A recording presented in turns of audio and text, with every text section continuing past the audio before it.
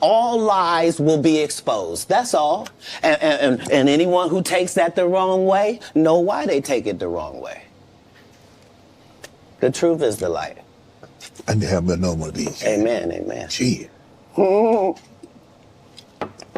I kind of. This is way over the edge. Like we it's not even over the edge. We died already. This is beyond the event horizon. Like we about to hit the vortex. Yeah, we about to hit the vortex. Yeah.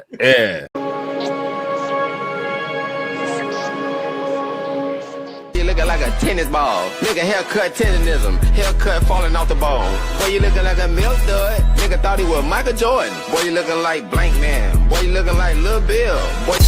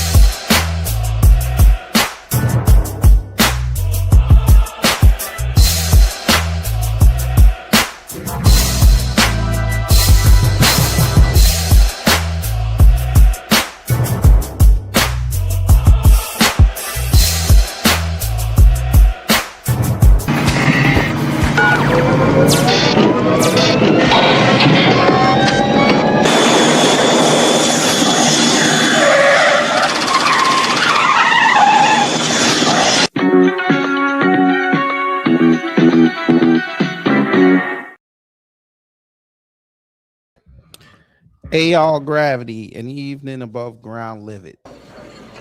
I'm back.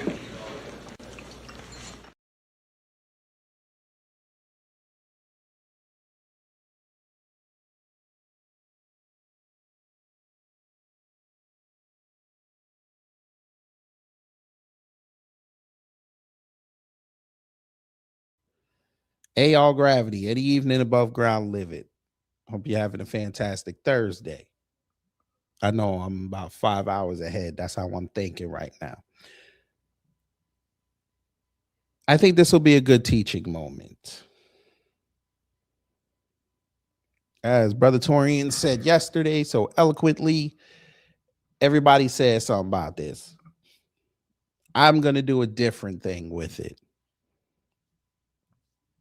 Now, for those who don't know, have been living under a rock, Corey Holcomb and Anton Daniels got into it last week. Some LGBTQ accusations were thrown around. Fights were asked for, fades, whatever you want to call it. Didn't happen, thankfully, because we know how LAPD is. They're a special bunch. And everybody was waiting, anticipating what Corey was going to say about the situation. And of course, he didn't disappoint. So we're going to look at that. But there was also something that I want to show you guys that also happened. Because, of course, Anton had to go do damage control. And it didn't go well. And there's a lesson to be had there. So we're going to look at that as well. But before we get into all that, let's see who's in the building. Charles Gibson, hello. Zavon, hello. Brooklyn Queen, hello. And for those who haven't said anything in the live chat or the comments, hello. So since we're going to be watching videos and all that, let's get into the customary house cleaning. and then we'll get into it. Under Section 107 of the Copyright Act 1976, allowance is made for fair use for purposes such as criticism, comment, news reporting, teaching, scholarship, and research. Fair use is use permitted by copyright statutes that might otherwise be infringing. Nonprofit, educational, or personal use tips the balance in favor of fair use. You know, let me go here. There's a growing concern. All right. So we're going to look at first Corey's response. And it was a doozy. But there is something in here that I was not feeling, so don't get upset. But when we get to that point, we're going to have to speed it up a little bit because there was something in here that Corey said that I don't condone. But let's get into it. Get to work! And Anton right there looked wild, but you know. If I'm the gay best friend, that's fine. So we can stop name calling and we can just get back to the subject. You did it first. I didn't call your name. I said you had on a cake. And I said you had on a gay. What the does that mean? And for me to be gay, I have to a man. I've never a man. I don't know that. I don't know you have a man, nigga. I would bet on you before me. See, shit. Anton, and you wonder why Anton was a little perplexed why Corey was giving him that shot. Sir, people don't play like that.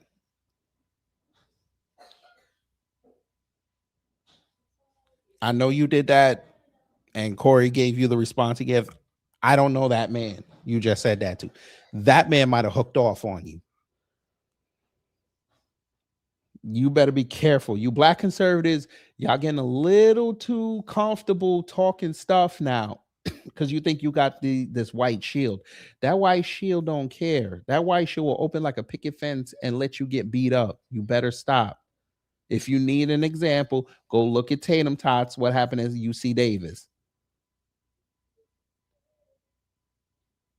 I'm retarded. That's fine. That's fine. You. All right. Anyway, I don't know if we saw the part where he did the same thing on somebody else's show with the dick sucker shit. Really? I don't know if we saw. He did, and then said you called me a name, and the dude didn't call him a name. I think this is a routine of that guy. Yeah. I think that I didn't do the research on that man to be prepared, or I wouldn't even had him on because he was ass kissing on the phone. Yeah, like dead ass. He wasn't. He got in touch with somebody, and somebody gave me his number, and he was talking like he had some sense. Right. And when he came on here, he ran his routine that he's run a few times on people, and you know, that's cool. But sex playing a man. Can we just start out with that? There's cameras all over me. How many? Have we missed a Tuesday, Darlene? No. Mm-mm. Even when the city was burning down, we was up in this. Yeah, they had to tell us to get that. Yeah, real shit. Hey man, listen, man. We ain't missed a Tuesday. Do you know if you fight on YouTube, they give you at least a 30-day suspension? Right. His plan like being married almost worked. His plan almost worked. Now, because we ain't got all day for this sucker ass nigga. Because he'll never be in my face again. Everything he say is for the net. You got away, you got away with that. But listen, there was some people talking about somebody ain't a real nigga or a street nigga. What is the definition of a street nigga? I really want to know. Does anybody know what a street nigga is? Yeah, I mean, it's a few. I mean, it's supposed to be a code of conduct in the streets. Like in Cali, the code of conduct is somebody call you out for a fair one. You're supposed to take the fair one. But that's bullshit, man. We got too much to lose, man. I know where Corey's coming from with that. You're right. It's like who's to say who's what? You know what I'm saying? Like, what is it because you grew up in a neighborhood, or were you affiliated with it? Are you in again? I mean, what's the exact definition again? That's subjective, but yeah. Is it? You know, here's the thing. I think people interpret. Everybody interprets what we do differently. You know what I'm saying? Because who you are and what you represent, you stand on a lot of stuff. You say a lot of controversial stuff. So people who don't understand the intellectual capacity of your message, they equate it to something that they understand it at their level. So they think that when Corey is a fighter, he gonna fight whenever. It's like, nah, that ain't what this is about. This. You see me fighting? No, but that's how they process it. It's a damned if you do, damned if you don't Yeah, thing all the time on the internet. That's how they Folks are always process it. gonna say something. Like me, anytime I get angry, they say I'm being a tough guy or I'm trying to be hard, or they'll call me a bully. I am not no bully. I never bullied nobody. But if I raise my voice a little bit or get a little bit aggressive, they just take it in a way like that. I don't mean it. I don't mean to cut you off. No, you ain't cutting me off. I'm just trying to make sure, because I know what happened. Yeah. Now, this is what the internet has done. The internet has created an AI video where different outcomes and different ways it happened was shown. They've edited the truth. Hey, do we have what happened? Play that. Yeah, when you get ready, let me know. See, it's people who have edited the video to make the video look like he stood up to me and all. I was like, what is this? When I saw some of the edited videos, I was like, they cold with this AI, boy. I told y'all AI dangerous, boy. It's gonna get to the point now. They gonna really do that. Anton gonna say that LGBTQ stuff, and then they gonna put out AI video of whoever he said that to doing that. Yeah, AI is dangerous. I seen a video where I beat his ass. Oh, really? Yeah, that's wild. Oh yeah. By the way, futon. My homie said, "Don't call that nigga futon." Oh, that's hilarious. Instead of saying his name. Oh, I just called him Anton Daniels. So Futon. Okay. Hey, futon. Thanks for not beating me up, man. Thank you. I call him the evil whining. That's ZZ whining. That's the only whining that can't sing. He's beatboxing whining. Thanks for not beating me up, man. I really appreciate you, man. Hey, I thought I would have videos ready when the show started, but that's not what happened. Ain't nothing I could do. So can we just play the one you sent me, Abe, where we'll just take the time out to do this one because I want people to have a copy of the video, how it really happened, and not the AI video that people are putting out there and making it seem like he showed man tendencies. This is bad that none of the videos are ready. I mean, like, I don't know what to do. I'm gonna hire a producer so we can have this stuff done from now on because I can't do this like this, man. The videos. I don't know how to get the. Okay, fuck the videos. Anyway, so the man came at me with sex play. I'm not talking to everybody because everybody might not even understand what sex play is. That's the word. That's when you talking that backdoor you to a man. The man came at me with sex play, and I tried to warn him. I tried to tell him, you can't play with me like that. So I'm realizing the camera's on me. It's a lot on the line. It's a lot on the line, but he's trying to act like he a man. I bet my life and safety he wasn't a man when I asked D to move and basically sat in his lap. Because if you walk up on a man like that, you could get your eye poked out. You can get sucker punched. You can get all kinds of things done. Look, I would never walk up on a man like I walked up on dude. I knew he was bumping his gums. I knew nothing was going to happen how I walked up on him. But except for like when you arguing with a female. Because that's all he did was yap after he backed up. Because when I first sat down, I was right up on him. Then after that, he kept yapping. A little bit after that, because I kept telling him, I don't do that dick sucking shit. He kept yapping. So I'm like, all right, say I suck dick again. He folded. That was my out.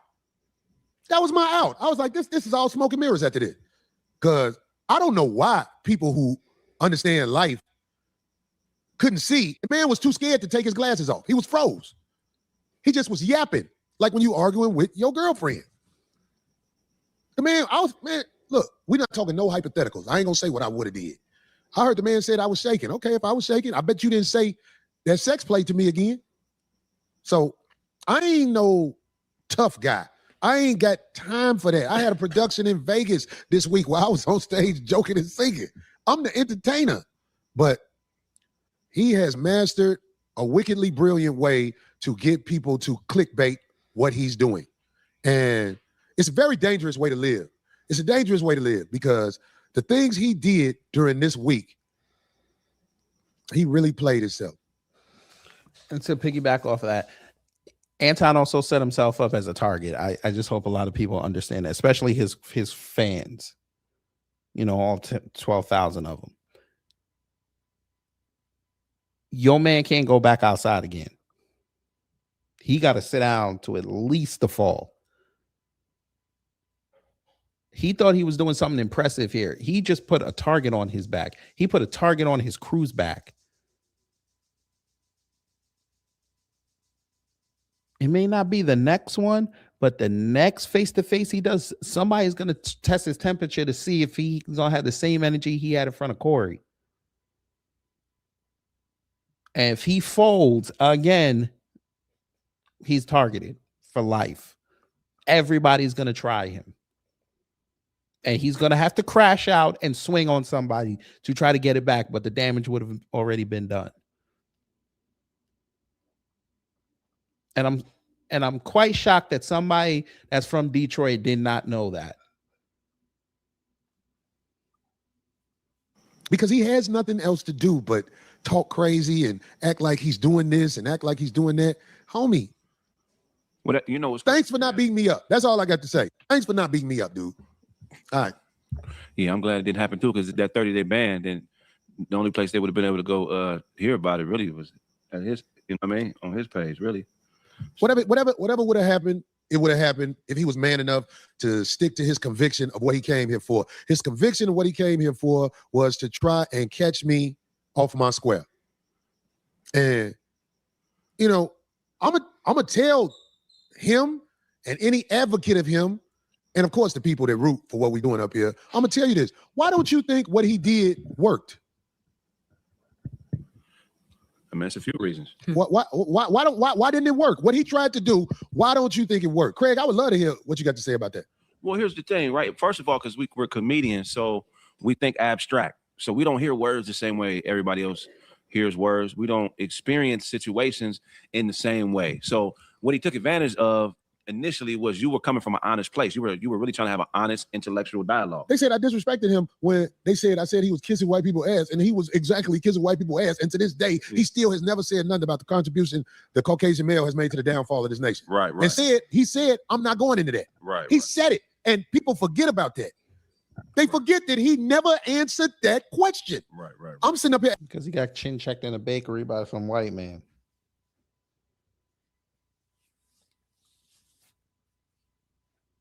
Asking questions. This man coming at me with some dick sucking shit. Right. I'm glad that he didn't have the courage to say it when I stood on it.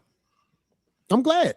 Yeah. I didn't have to call the lawyer in the morning and take that retainer over there. And I don't expect everybody to understand that. It's a lot of people ain't never had to give a lawyer $10,000 at one time. But that's what they start at if you really want a chance to be heard in the courtroom. Well, when he say he studied you, he knows it's like we comedians, we got egos as far as like we're used to people sitting down and listening to what the fuck we got to say. So his strategy was to invalidate you. So no matter what you would have said, he was going to disregard it because he knew that would get you in a space like, nigga, what? So you what? No, what to get me in a space if you start sex playing me? Right. Because I wasn't there until I didn't stop. Like, fuck what we talking about. Hey, nigga, I don't do that dick sucking shit. I don't play like that.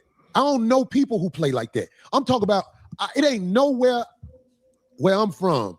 I never seen whole shit like that before. I never saw nobody do nothing like that before. But in the debate world, it's called baiting, opposition. The whole purpose of it is to invalidate your credibility. So in the debate world, or whatever you want to call it, I guarantee you this, the debate will stop if you tell a man brought up in ghetto America who don't move like that anything about dick sucking. The debate's out the window. It's what's up? Right. What's up? You know what it reminds me of? Remember when Dennis Rodman was in the league and he was dressing crazy? And, you know, I forget who it was. I think it was Alonzo Mourning. And he kept slapping his ass. And Alonzo was like, you know, kind of mad. He was yelling from the sideline, you a sick man. You a sick man. Because Dennis Rodman knew, okay, this is his limit and this is my limit. My limit on this particular thing is a little further. So let me try to take him in deep waters. He was just trying to take you in deep. But you caught it, though, so it didn't work. Yes. But Dennis Rodman also was in front of cameras. Right. This is what we have to make sure is understood. Some people, when they in front of cameras, they understand this is basically court gear. Right. This is court gear. Yeah. It's proof of what happened. I can't respect all that in front of the camera stuff. No. I respect the work you put in elsewhere. Yeah. But he don't want your respect. He ain't gotta have my respect. But I'm just saying, if you want, look, I am not ashamed of my masculinity. All my young guys out there who watching this, they're gonna try to make you think something's wrong with you if you have a line that a batty boy cannot cross. If you have a line where you like, don't play with my sexuality like that, they're gonna make it seem like you're hateful or you're something. You're not hateful, you are a man. You built like that. You're supposed to fold it up as much as you can in this crazy world. But if somebody is testing your manhood like that, man, I'm telling you, man, I don't care how well composed you are. We still animals. All day. Don't play with mine, whoever you are. So some people want to say, well, that's all somebody got to do to set you out. I guess. I ain't from that world. Where I'm from, people don't go there with you. Right. But he had the whole place set up, man. I was like, okay. Another thing he depended on, which was error and logic, is called false equivalency. He understands how we was raised, the era we was raised in. He really did study. He understands, the type of environment we came from. So he knows that people are going to take whatever they see and equate it to something because they're not going to have enough understanding of what's going on to make an appropriate decision. So he knows that there's going to be some false equivalency. People are going to think this happened and this didn't happen. And it's nothing. Anybody that's thinking, that has a logical mind, knows the play. They laugh at it. I can't give credit for shit. Yeah. Because I don't care what you study. When I was in your grill, you did not say it. That's why I told D to move. I'm like, oh, I'm finna bust this motherfucker. This motherfucker think I'm joking. And I kept getting him out. So I don't care what somebody say. It's the glasses. When you wear glasses, people think you smart. But I think the people that think people that wear glasses are smart are the dumbest people in the world. They put a man on TV, Dr. Fauci. This man had on glasses. Everybody thought he knew what he was talking about, and they did what he said. He gone with the money and everything. But the motherfuckers like me who was looking at Dr. Fauci like, man, fuck that motherfucker. We always the ones who they treat us like we don't know what we doing. We know what we doing. You can't come to me with no script about you got to do this if you want to survive. When I've been surviving out here without doing what they say ever since I was probably in 5th grade, and I realized I ain't fucking with what these people talking about. About 5th, 6th grade, that's when I realized, oh, this all sucker shit. Yeah. So motherfuckers with glasses can fool you. I studied. You didn't study me because when I got up on you, you failed the test. And you fail it every time if a man in your face. I know it. It was broken down in a lot of ways. Only thing I didn't like when people was like, he woke up on me. I don't walk up on men. But if you're not a man, I'll walk up on you. So if you speaking up like somebody did something wrong, it's because you got inadequacies. Because I ain't walk up on you. I walked up on that peon. And we'll walk up on him again, but I know I'll never see him again face to face. I ain't gonna never see him. No. We asked why his plan didn't work. You know why his plan didn't work? And I've told y'all before. I'm a chosen soldier of God. His plan didn't work. He thought he was gonna get me. It didn't work. He didn't have the courage to make his plan work. All he had to do when I was right there, say I suck dick again. He didn't have the courage to follow through with his plan. I got bitches with more courage than him. I got a bitch who was talking to me crazy. Shut your bitch ass up, Corey. I was like, hey, don't say that. Shut your bitch. I said, say bitch ass again. She said, shut your bitch ass up, nigga. After we wiped her lip off from what was dripping out of her, we was fucking again. And I told her, I can't really be around you no more because I can't control you. You crazy. You really are who you say you are. That motherfucker, if you a man, you know he's not who he says he is. Now, somebody else got something to say about that cake-ass nigga. Go ahead. No, shit. There you go. Okay, I want to talk about the situation with the bro that he was with because she wanted to make herself known. Somebody else who's chasing attention. She wanted to make herself known. When I said, get your ass and your bitch up out of here, I didn't say no names because I didn't even know who that was. I was stabbing at that nigga. If you really smart, you know that. I'm you with the bro, get your bitch up out of here. I'm stabbing at the nigga. I'm trying to bring some courage out that nigga and make him stop doing all that talking. So, the bro who was with him, what's her name? Don't know her name, but we got the video. Play the video if you got it. Can you play the video? I still don't even know her name, but okay. Anybody, y'all can put her name in there. I don't know her name. So, let's make her famous. long now, 2 weeks ago, I was told that I was going to go on the 5150 show. And I was excited. All right. I was excited about going on the 5150 show. Last Tuesday, I got. Or were you excited to go to LA? On a plane to go from DC to LA. There you go. I got to the 5150 studios at about 8 p.m. Pacific time. I met Corey Holcomb. I was introduced to him. He shook my hand. Then about, I want to say 5 minutes before the actual show started, I was told I can't go on the show. I said, okay, cool. Then I was told that I could sit on the set, but I have to sit off camera. I said, okay. Now, the worst thing you can do is open your mouth around me. I'm going to be able to cipher who you are. Young lady, as soon as you ride on the lot, it's cameras. As soon as you ride on the lot, it's cameras. I'm gonna put you on the spot right now, D. Okay. I'm gonna put you on the spot. You saw them get out the car, right? Yeah, I was in my car still. What did you observe when they got out the car about their energy together?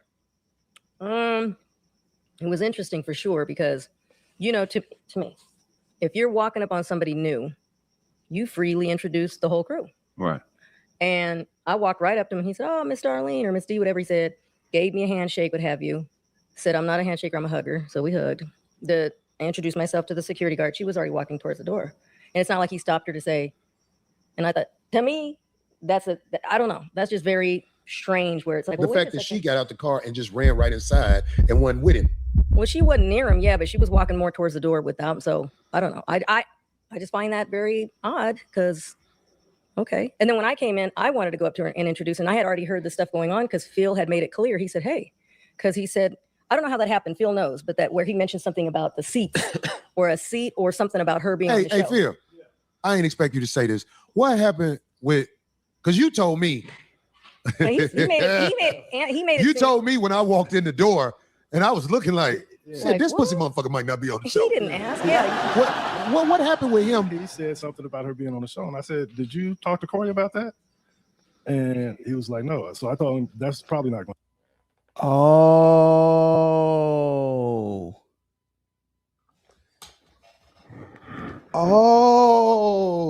I might have figured it out. Oh, this was a script. Follow me with this, family. This was a script. He wanted this to be a handicap match. I mean, it was already there because it's him and Corey and them two. But he wanted her on the show because he was going to play this whole role anyway and then flip it saying that Corey only did this because he was going to look tough in front of a female. Now, I don't know if somebody came up with this analysis, but I'm going to put it out there. I think he was going to try to spin it that Black men are violent towards Black women. Because had she had been on the show and that popped off, she would have tried to run interference. Corey would have went in on her. And then he would have spun it that Corey hate Black women.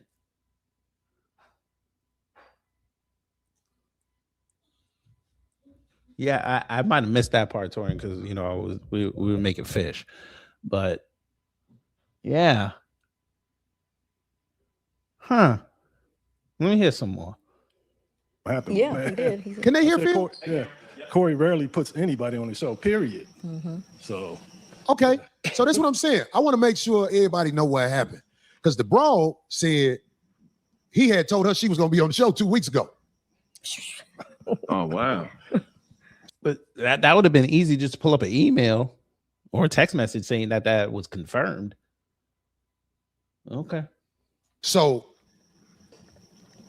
if she got any common sense, she should know this a cake ass nigga. If she got any common sense, she should know, oh, you a fuck boy. You told me I was plugged to be on the show. Because I believe he told her that. I believe he thought he had bargaining chips with a nigga. He didn't have no bargaining chips. No, she can't come on the show. I don't know nothing about that. Just like he faked, like when he was on the phone. I told you, I come to do your podcast in person and woo, but right after the show, he on there with Gucci and Yuck them on the phone. Some Zoom shit. No, you mean where he said he doesn't really go on other people's shows. Right. Physically. Not He said he's got to come. But he right on the show with what? I didn't even know that. Yeah, he was on the show with Yuck and Gooch, and I forgot the other brother name. But you know, guys who be up here at the Coin Academy. I'm like, I thought he said he didn't do that. Yeah. But back on the broad. So it was really sitting in my head. I'm like, oh, this is bitch. Because I know how that shit go. Except, what was that clip we played in the beginning of the show? Yeah. Play it again. Yeah, this clip didn't work, so. Yeah, we can't do this like this too much longer, man. This can't be done. It's got to be a producer over there. Damn, now you gonna start roasting this. It's destroying the point. Anyway. Yeah, anyway. What I'm trying to say is this, man. The man claimed Christianity over everything. And Darlene, did you hear me when I said, I think it was before the show started, I said to him, well, the fact that you married is one of the reasons I brought you on here. Because you brag on being married. Right, I remember that. And then somebody else in the room asked him something about his wife as well. So it was known. Oh, I guess you could play it. You look annoyed. I'm a Christian first. I'm a Christian first. I'm a Christian first.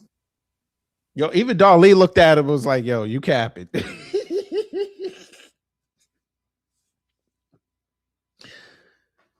Sir, how you Christian first when you was over there talking about LGBTQ nonsense? Come on now.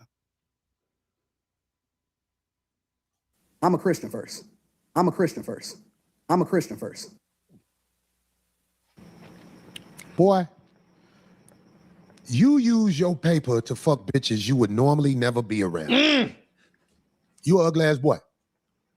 You ugly ass boy. You brag on having no children out of wedlock. You got a picture of his daughter? Okay. I'm a dirtbag. You got a picture? Oh, yeah. This was the part I was like, I'm not doing this. Y'all know me. Kids off limits. I had to skip all that. He ain't got nothing to do. The only power he had was to run his mouth. That's all he did. Run his mouth. When a man challenged him, he bagged down. So if you want to be on the show, because I heard you say, I went to Corey Holcomb show out in DC and he was funny and all that shit. Shouty, you can earn it fucking with me. You ain't gonna make no baby that look like that. You a little short girl though. You gonna give me a little swole little runt nigga. But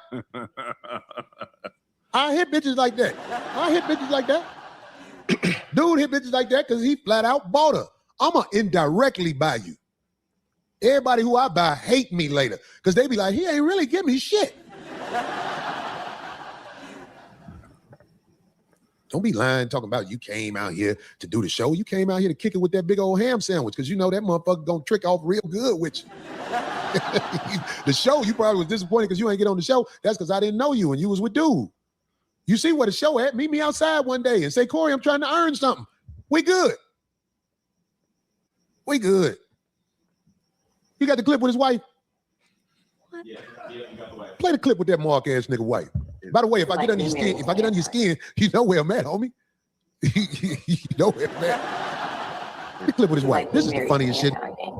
Oh, wow. Times it can be hard and sad and difficult because Anton has a lot of different personalities, and so you have to be a certain type of woman to deal with. Anton is very emotional. He doesn't communicate effectively. I don't think that he has killed anybody before. I think he's capable.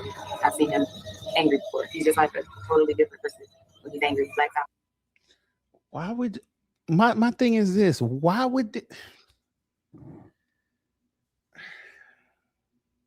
do y'all put y'all people out there like that to embarrass you, knowing the internet is forever?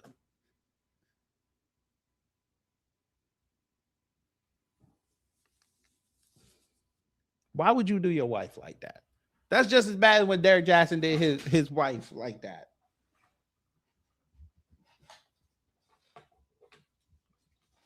Like, come on, bruh. Y'all know better than that.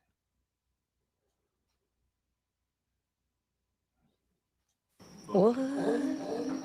All right. Now,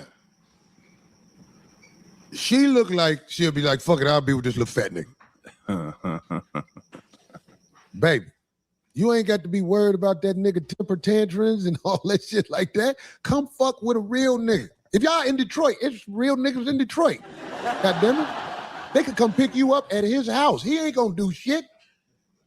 You with a mark-ass nigga who's stressing you out. Because you saw it. I know you saw it, ma'am. When I said to your husband, I'm gonna do it in slow motion a little bit. Say I suck dick again. That nigga let your whole family down and bitched out. Y'all done. You will never live that moment down where he got punked in front of the nation. You think you supposed to fix it because you married to him. Look, I ain't gonna lie. I can't put you out front with my top 5 bitches, but I'll find you a slot just because you his wife.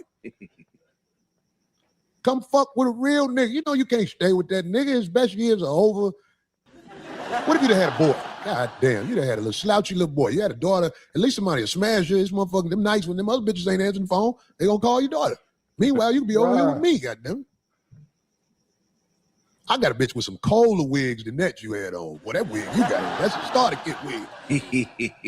I got some bitches who do hair so good. Why I make that bitch an 8? I make that bitch an 8, nigga. That bitch, what? Let me tell you something. I can make people think she look good. But yeah, your husband a straight mark ass nigga. I sat in his lap. The nigga wouldn't even swing. I say it again. The nigga wouldn't swing. You can't fix that, baby. He can't be hiring people when he get in town, whatever town he go to, having strangers watching his back. That's the best way to get robbed. The man said, I got more money than Corey. Wait, you just marked yourself, nigga. Facts. And facts. Y'all heard me say this on the channel before, but I'm gonna say it again here. When you go out of town, you act like a tourist. You do not act like you run the place.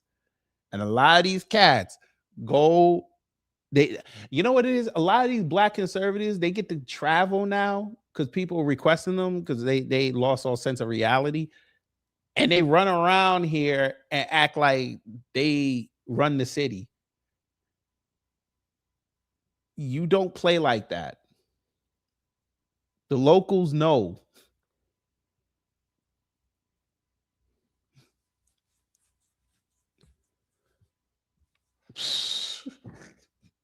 You trying to big boy in LA?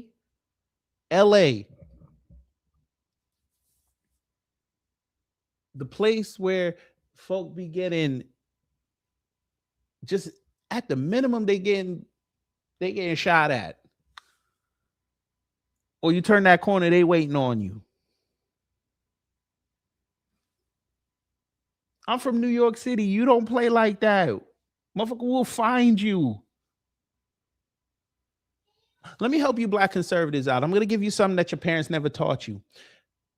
I understand y'all like to be in the suburbs of these big cities. These cities ain't as big as you think it is. I know New York I know New York look big. It's like 8 damn near 9 million people. New York's not that big.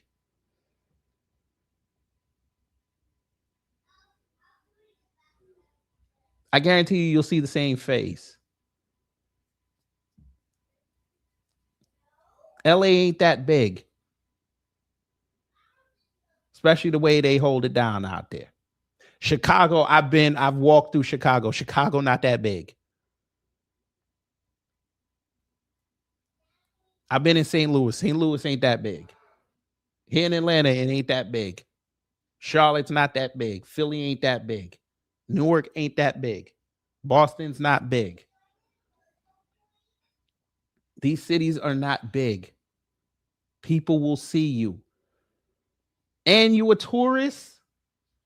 You're not even from there. They know where the stuff is. They can predict where you gonna go. Just like those homo vengers down there, you know, Nick Fuentes and Sneeko and Andrew Tate and them. They went to that club, the Tourist Trap Club. You don't think that Miami people knew they were there? Besides the fact that they were live streaming on the way there. Y'all got to stop doing this, man. The internet, I get it. Y'all got some fame on the internet and people don't know you like that. It's real life now. That studio, I know it's on the internet. This is real life. This is a conversation with people. Ain't no phones out. Ain't no computers out. Thank you. DC ain't big. I've walked through DC. It ain't big.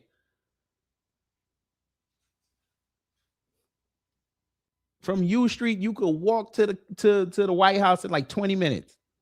If that. It ain't that big. I get it. When you're not there, you don't understand it. Walk that city for about a week. You'll realize how small it is. If Corey was on his bullshit that day, he could have had you touched. His people that ride for him out there could have rolled up on there and come see you. Now what? Now you in a situation. You got to call up LAPD. Y'all got to stop playing like this. Again, y'all saw what happened to Tatum Tots up there at UC Davis. And I was outside San Francisco. So you already know. If they get the banging like that, what do you think LA gonna do? Whoever is his security, you know they don't fuck with him for real. Big shout out to dude who was hired to watch his back when he got to town. I sincerely mean this. You was a professional. Get your money. You didn't come over here and act like you was trying to break up the fight and escalate nothing. To the dude who was here with him, who had to get stuck taking that cake ass nigga home. Hey man, I know that money is hard, man. You gotta get that paper. But you did a good job, man. You did a good. I'm glad you didn't try to interrupt with it. But back on this nigga and his family. The pain lives on, Ton. Full time. The pain lives on. I'm seeing what you was working with before you had money. It makes sense. Now I'm seeing who you paying to be around you. The bitch really was dissing you in that tape. She didn't stand on nothing with you on that tape because she knows she embarrassed to be with you. What's the bitch? I mean, Mika, right? Hey, Mika, go on, hook up with Anton's wife and let me show y'all what Christianity is really about. The work of the Lord is here for you. And, hey, full-time, don't nobody want you, man. You a fat, goofy motherfucker who act like you about something. You ain't about nothing. You crashed out all week, and everything you said, you motherfucker shot yourself in the foot. And if I said something to shoot myself in the foot since I started doing this show tonight, guess what? You ain't say what you need to say when you was in my face. Remember that. What you needed to say, you folded. But thank you for folding. Now, what else we got to talk about, goddamn? Okay. All right, so there was that. You know what? I actually have to say it. He actually went light on Anton. He could have destroyed him. But I could look at his face and know that he was annoyed by the whole situation because, again, like he said, it could have went left and messed up everything.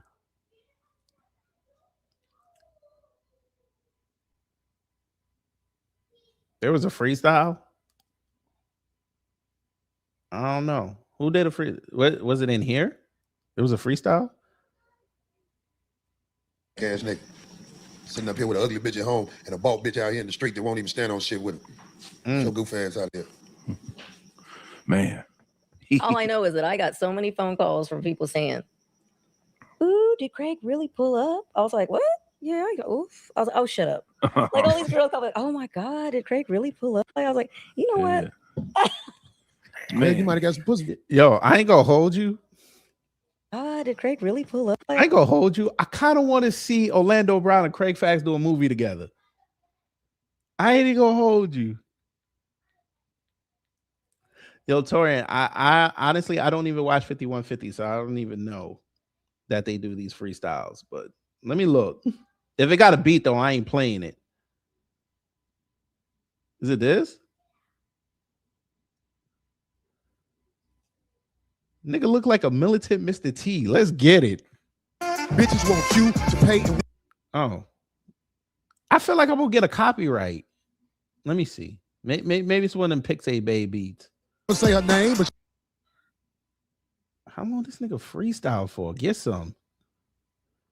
Around it. Hands around it. No. I don't do no dick sucking shit. I'm going to respect you because it's your platform, and I flew out here to... How did you respect his platform after you said it? What? Hey, brother Torian. Yo. You invite me in your crib, and I'll take my shoes off after you said it. But then I say, I respect your plays. I'm walking all through your plays with my shoes on. But I say, I respect your plays. Like, come on.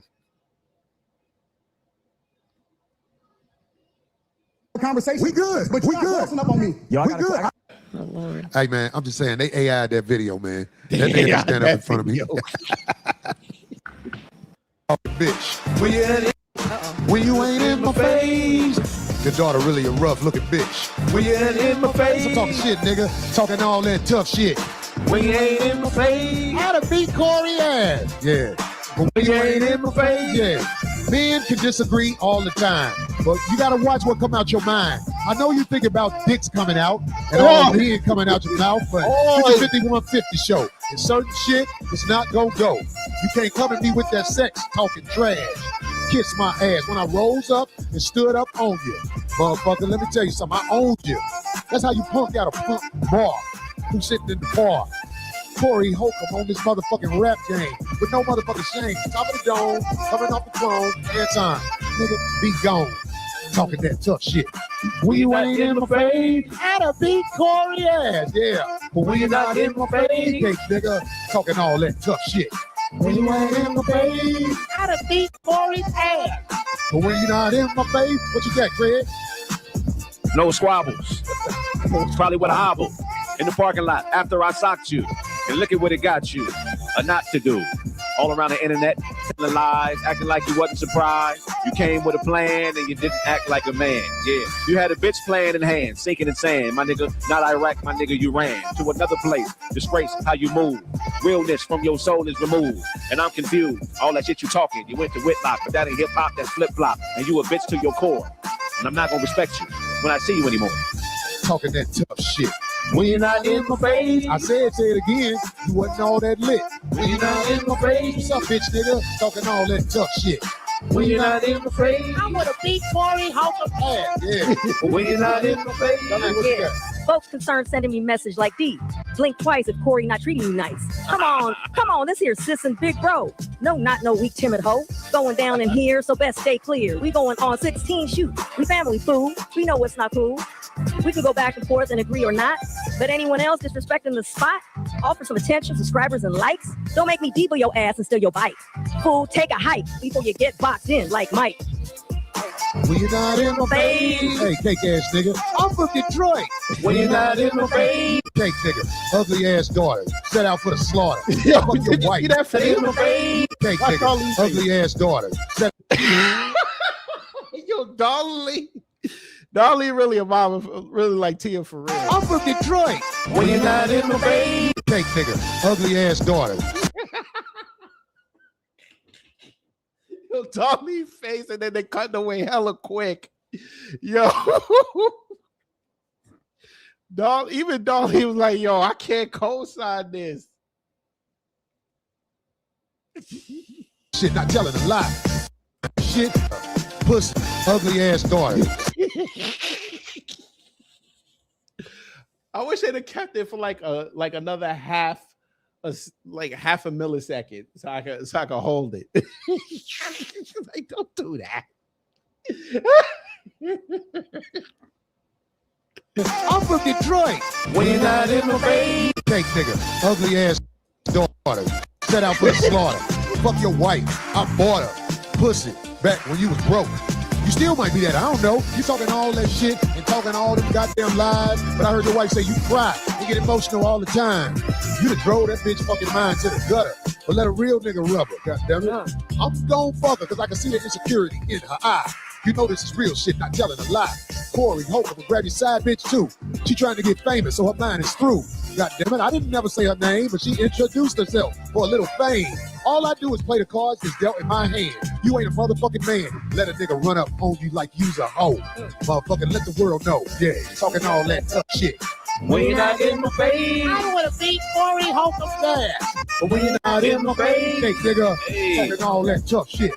When you're not in my face, Corey Holcomb was shaking and scared. Hey, but when you're not in my face, what? You a bitch like vanity. Your form of Christianity is insanity. Yeah, really like profanity. Look, unhand me, and I'm gonna tell you what it is. Yo, you have no followers. They're all swallowers. Bitches.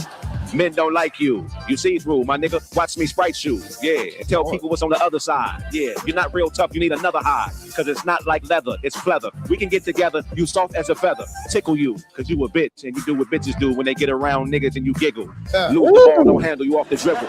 Fuck it. My nigga. You can fiddle like a slave playing an instrument. I'm not into this. Your motherfucking rhyme style is so fucking intimate that niggas like you. Cause you fuck with Fleece. I seen an interview with Fleece. He was on his Johnson. Yeah. You are not a Bronson. You are not a cowboy. You a cowgirl in a real nigga toy. Yeah. I mean, fuck it. You barely are a boy. You a decoy. I'm a pass it to my nigga. Check it. Go ahead. Tell that nigga to say it again. He gon' motherfucking bend over like a hoe. Cause he already know. You can talk that shit while you on my show. But that sex play, don't bring it my way. Homie, on the real. I think that you gay and you get off watching men get mad. That situation is motherfucking sad. Married a bitch way back in the day. She looked like a motherfucking slave. Now she got the motherfucking wig on her head. Whoa. He said your wife looks like a slave. That's crazy. Damn. Back in the day, she looked like a motherfucking slave. But now she got the motherfucking wig on her head. You be acting tough, so she's scared. Bring your bitch in my life. I will go raw in your wife. Not once, but motherfucking twice. Drive off without saying nighty-night. Your daughter, ugly ass dyke. I'm saying this shit. Easy. No. We can't do the daughter shit. Can't do the daughter shit. No. Again, that's where I disagree with Corey. The daughter didn't need no shrapnel. The wife, yes. The woman he brought with her, yes. The daughter, off limits. What you got some OD work? No shade. Wait, D got another verse? Wait a minute.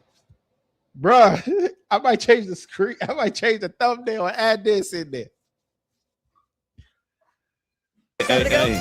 I got one. Yeah. Okay. What you got some OD work? No shade, as the saying goes. Take this from OG pros. Some folks just brand new to all the attention, so desperate they need their name mentioned. Choose your battles widely, podcast newbies. You'll have less drama. Save it for your mama. Save her from all that trauma. Now this the end. Period. No comma. Fucking your white bro. In your face. Nigga in her jaw. Detroit, y'all already know. This nigga ain't representing y'all, so let's go. Let's step to him right. Motherfucker, your daughter died. I know you don't like it when a real nigga is on the mic. Hey, if you say some shit that crosses my boundary lines, hey, I'm in your mind. Stepping up on you just like this. Move over, D. Let me mark this bitch out in front of everybody in the land. I called you a bitch before you left. And again, the girl with you didn't bat a word, goddammit. Now lick her turd. Hey, I'm on the killing spree, Jason. I know what type of bag you really are chasing.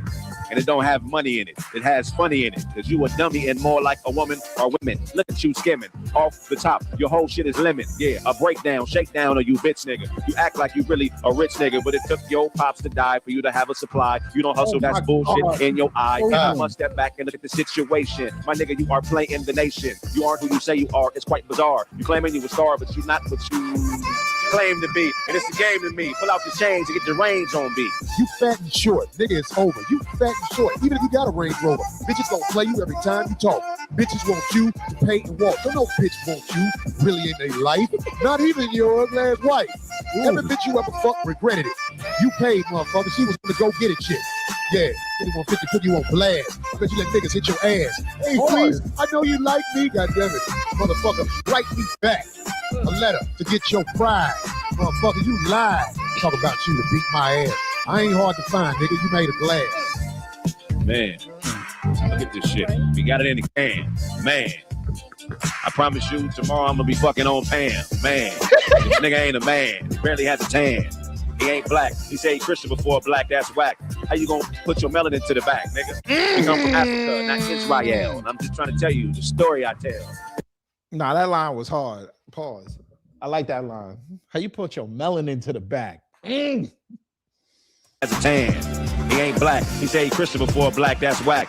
How you gonna put your melanin to the back, nigga? We come from Africa, not Israel. And I'm just trying to tell you the story I tell. It's more compelled to get a nigga off his feet and praising the right God. That's me and you. Because we are all guys having a human experience. That's my name. Fuck it. I'ma pass it to you, put you in shame. Fuck it. 2 tears in a bucket. Corey, it ain't gonna be a number 2. No, because I will beat the shit out of you on sight if I see you walking and ain't no cameras around. I bet you won't be talking because you know what the fuck it is. You a short, fat nigga full of jizz. Now paid to fuck a light-skinned short bitch. Motherfucker, probably got a short dick. Talking all that sex play. Motherfucker on the real. Are you gay? What the fuck? Just let it out. You really want a motherfucker dick in your mouth, goddammit. You want to fuck a man, turn the lights off and fuck your daughter again. Because that bitch over there is a motherfucking troll. Corey Holcomb, 51. Dude, we can't. No, they're going to flag it.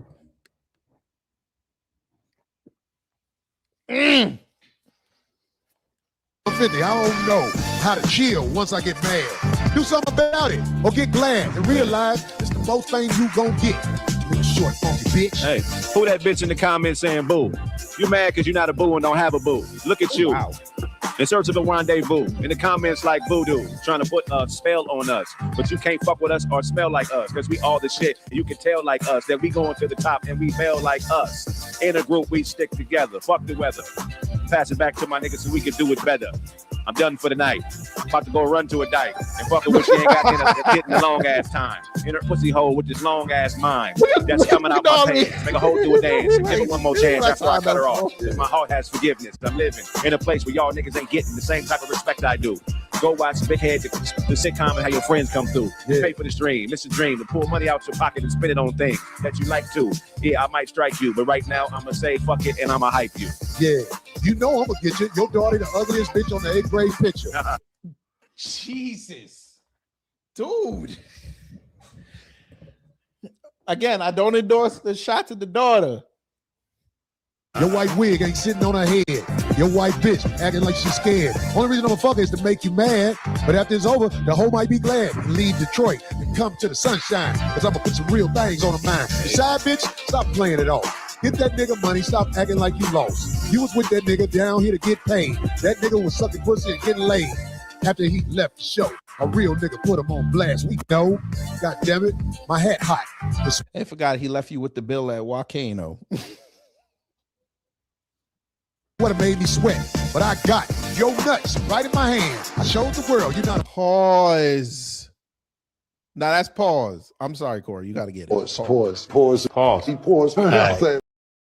Pause.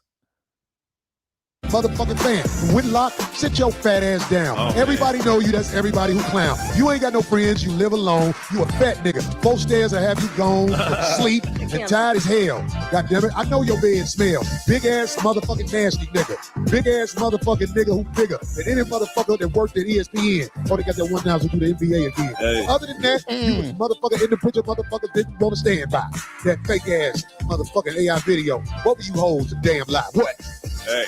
The bitch try to embarrass me because I'm a sick nigga. Chemotherapy. Yeah. Bitch, you better cherish me. I'm riches. Yeah. You better be lucky you inherit me. And all the game I got. I can never flop. And all the dames I got. I'm always hot. Yeah.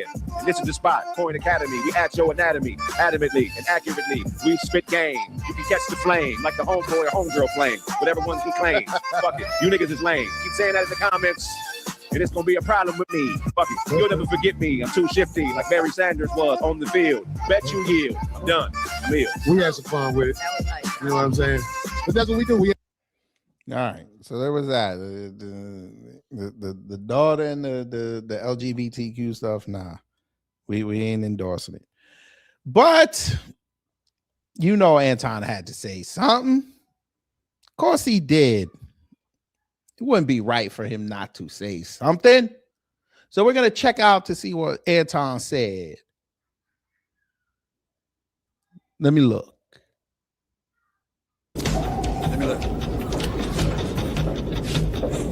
You know, let me go here. There's a growing concern.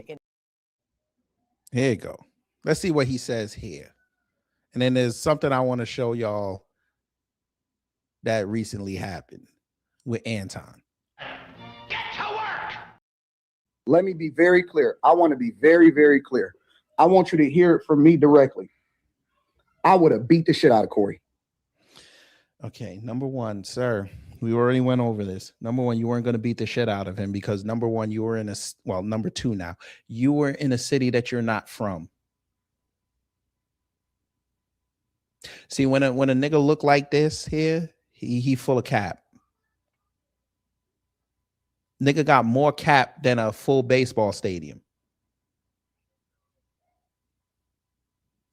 And Tom, you were not going to beat up Corey in LA.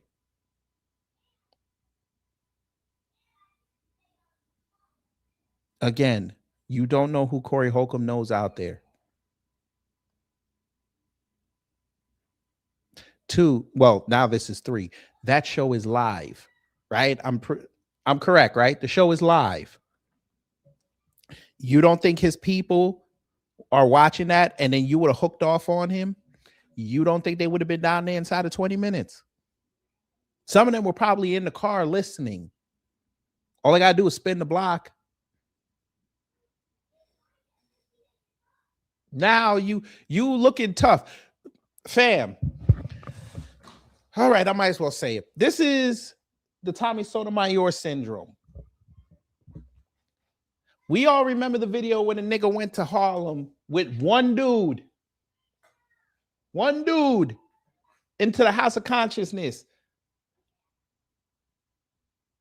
I thought, okay, they're going to put me on trial and everything was going to be everything. I'm going to get up out of there.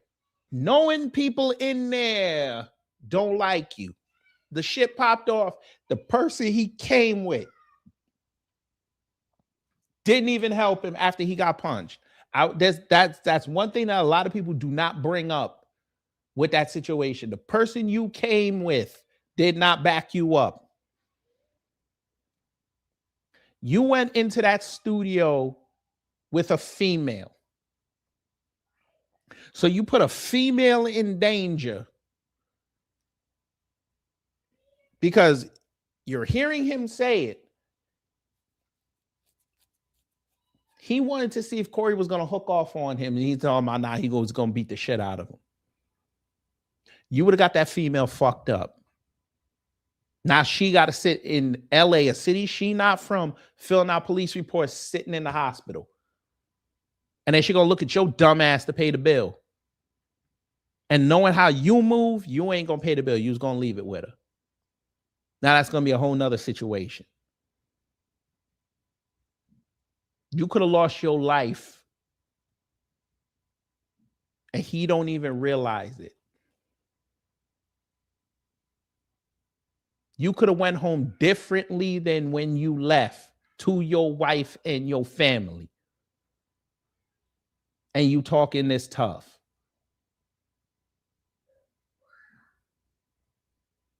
All right, go ahead, Trick Ross. Go ahead, tell us some more.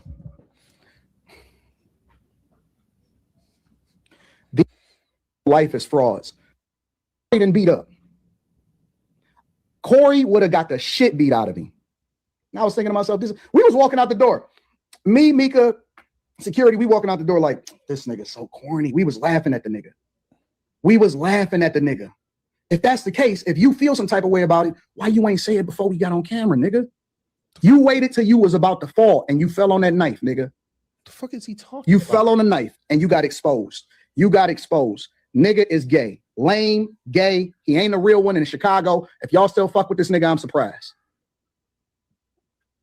Nigga, I bet you won't go to Chicago and say that, though. Go to Chicago and say it. Chicago only 4 hours away. Hour and a half by plane. Go to Chicago and say that. I'm surprised, bro. I am very, very, very, very, very surprised. I'm amazed. I am amazed. Corny.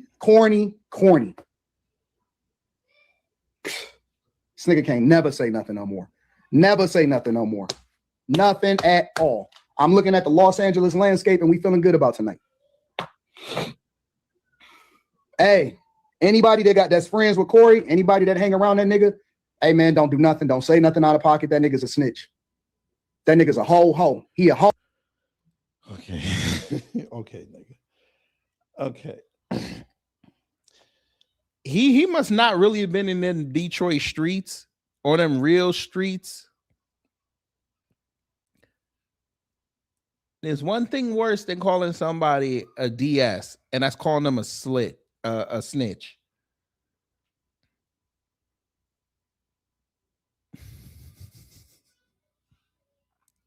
Why didn't you call him a snitch to his face while you was there? You already had him there. You say he folded. You should have called him a snitch there. But we know what would have happened if you'd have called him a snitch. This would have been Corey's inner self. You know how long I've been waiting for this? Woo, I'm about to make a name for myself here. I think Corey would have taken the 30 days. I keep telling y'all law and order niggas, y'all better stop playing. That would have been your tacky little brain bouncing off your skull if you would have called that man a snitch to his face. Nigga, you from Detroit. I bet you if I asked you to your face, would you tell a Vice Lord or a GD they were a snitch to their face in the heat of a moment? I bet you wouldn't have. I bet in front of them black men, that word would not have entered your vocabulary, even if that was the truth.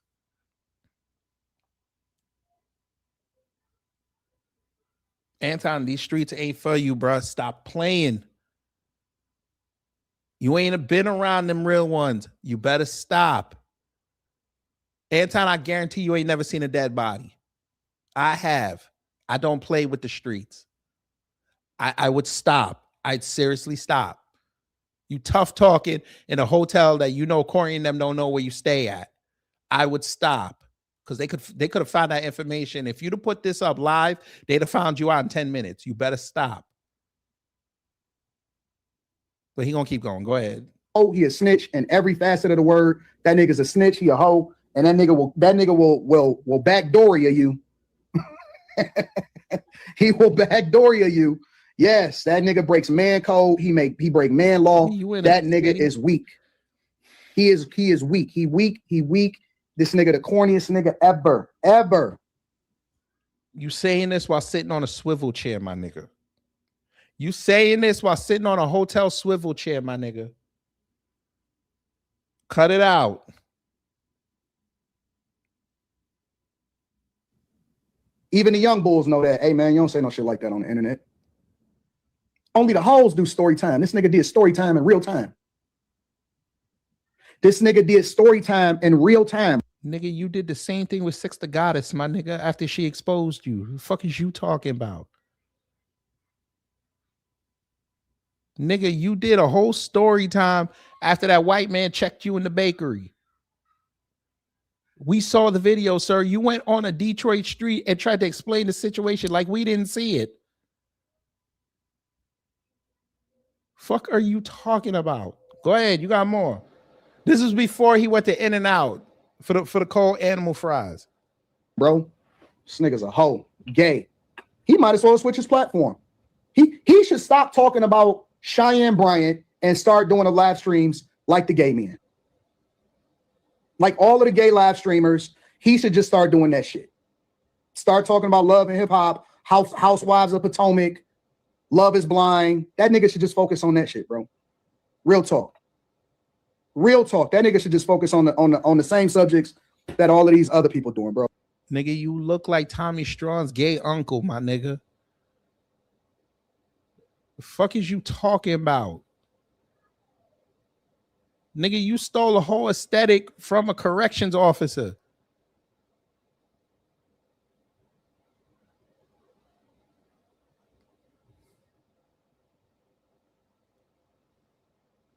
Nigga out here, he come from the city of Detroit 300. We not talking about them brave black men. We talking about your weight, nigga.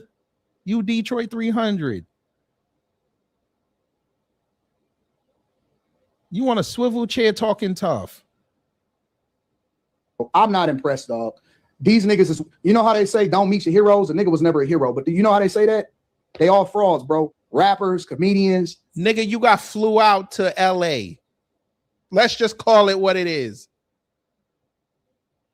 Nigga, you got flew out to LA. And you didn't want to look like a sissy, so you brought a female with you from a whole nother city.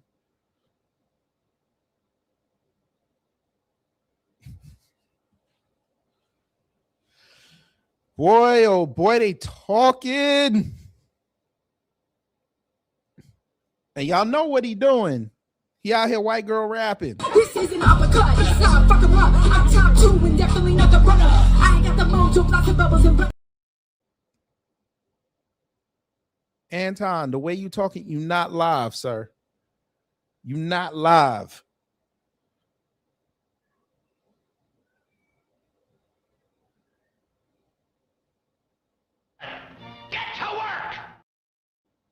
Athletes, these niggas is they not what y'all say they are in real life.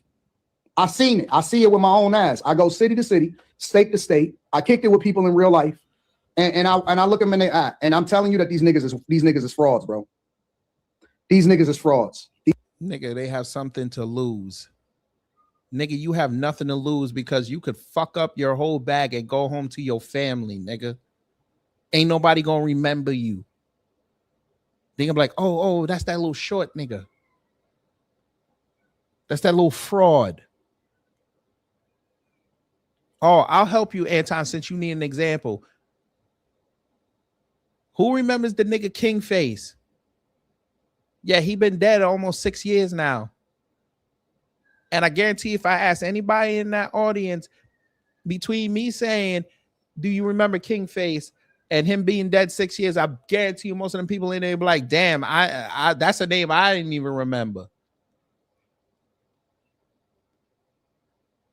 Nigga, the internet is going to forget you and the world won't know you.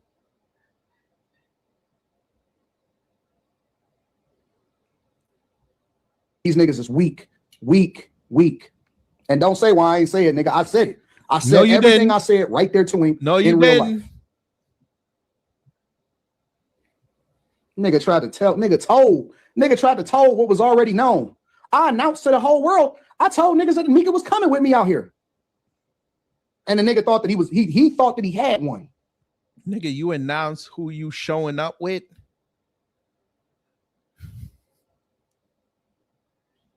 Okay.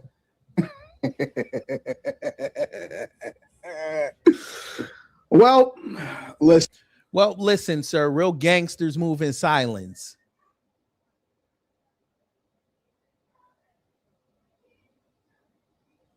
Since you about that life and you swear you know about that life, real gangsters move in silence.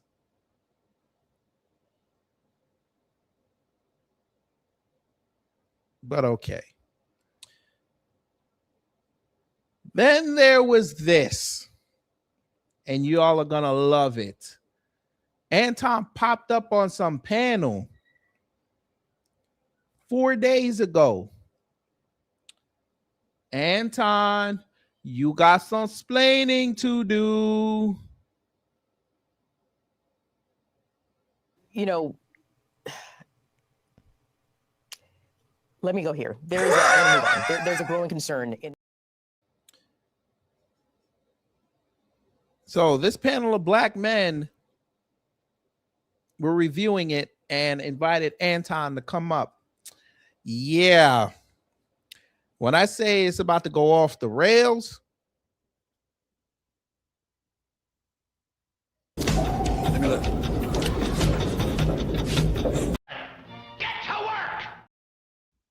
Question, but I digress, man. Understand what is it that y'all looking for? What is gonna help y'all? The whole thing that has happened. Because I'm solutions oriented, and I'm tired of niggas that ain't never been through shit complaining about shit that they ain't never been through. If you black in the United States, you've been through some shit. But I'm tired of niggas complaining about shit that they have never been through. You've been through some shit, but you ain't been through that. I don't understand. What are you saying? Yeah. Like, because most of the niggas that's complaining about it ain't never even really seen real racism. These is new niggas. All of these internet niggas right here, these is new niggas. So are you saying black you a people new in the nigga? United States, some of them have... Anton Daniels, didn't nobody know you until the pandemic. You a new nigga. Cut it out.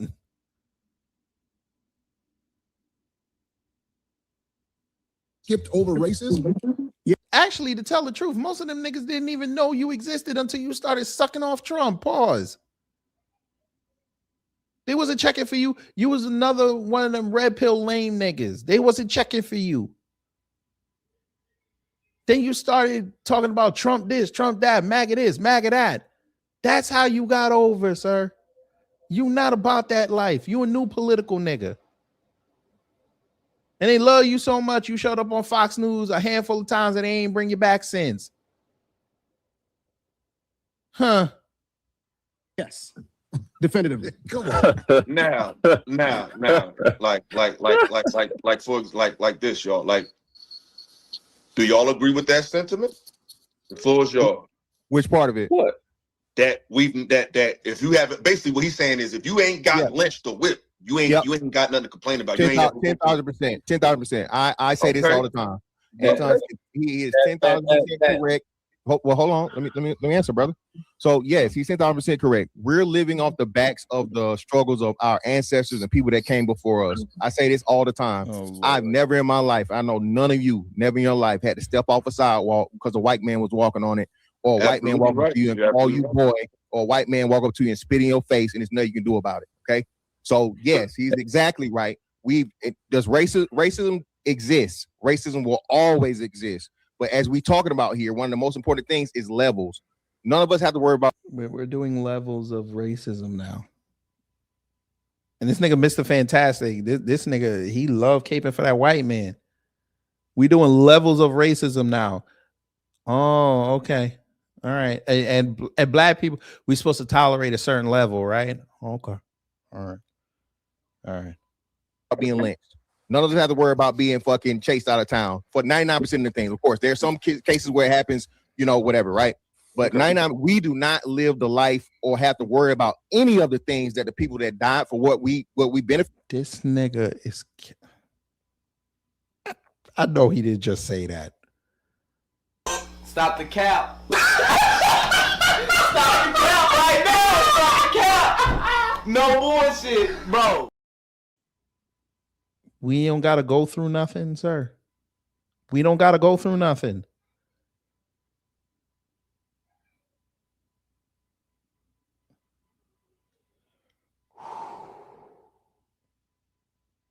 Okay.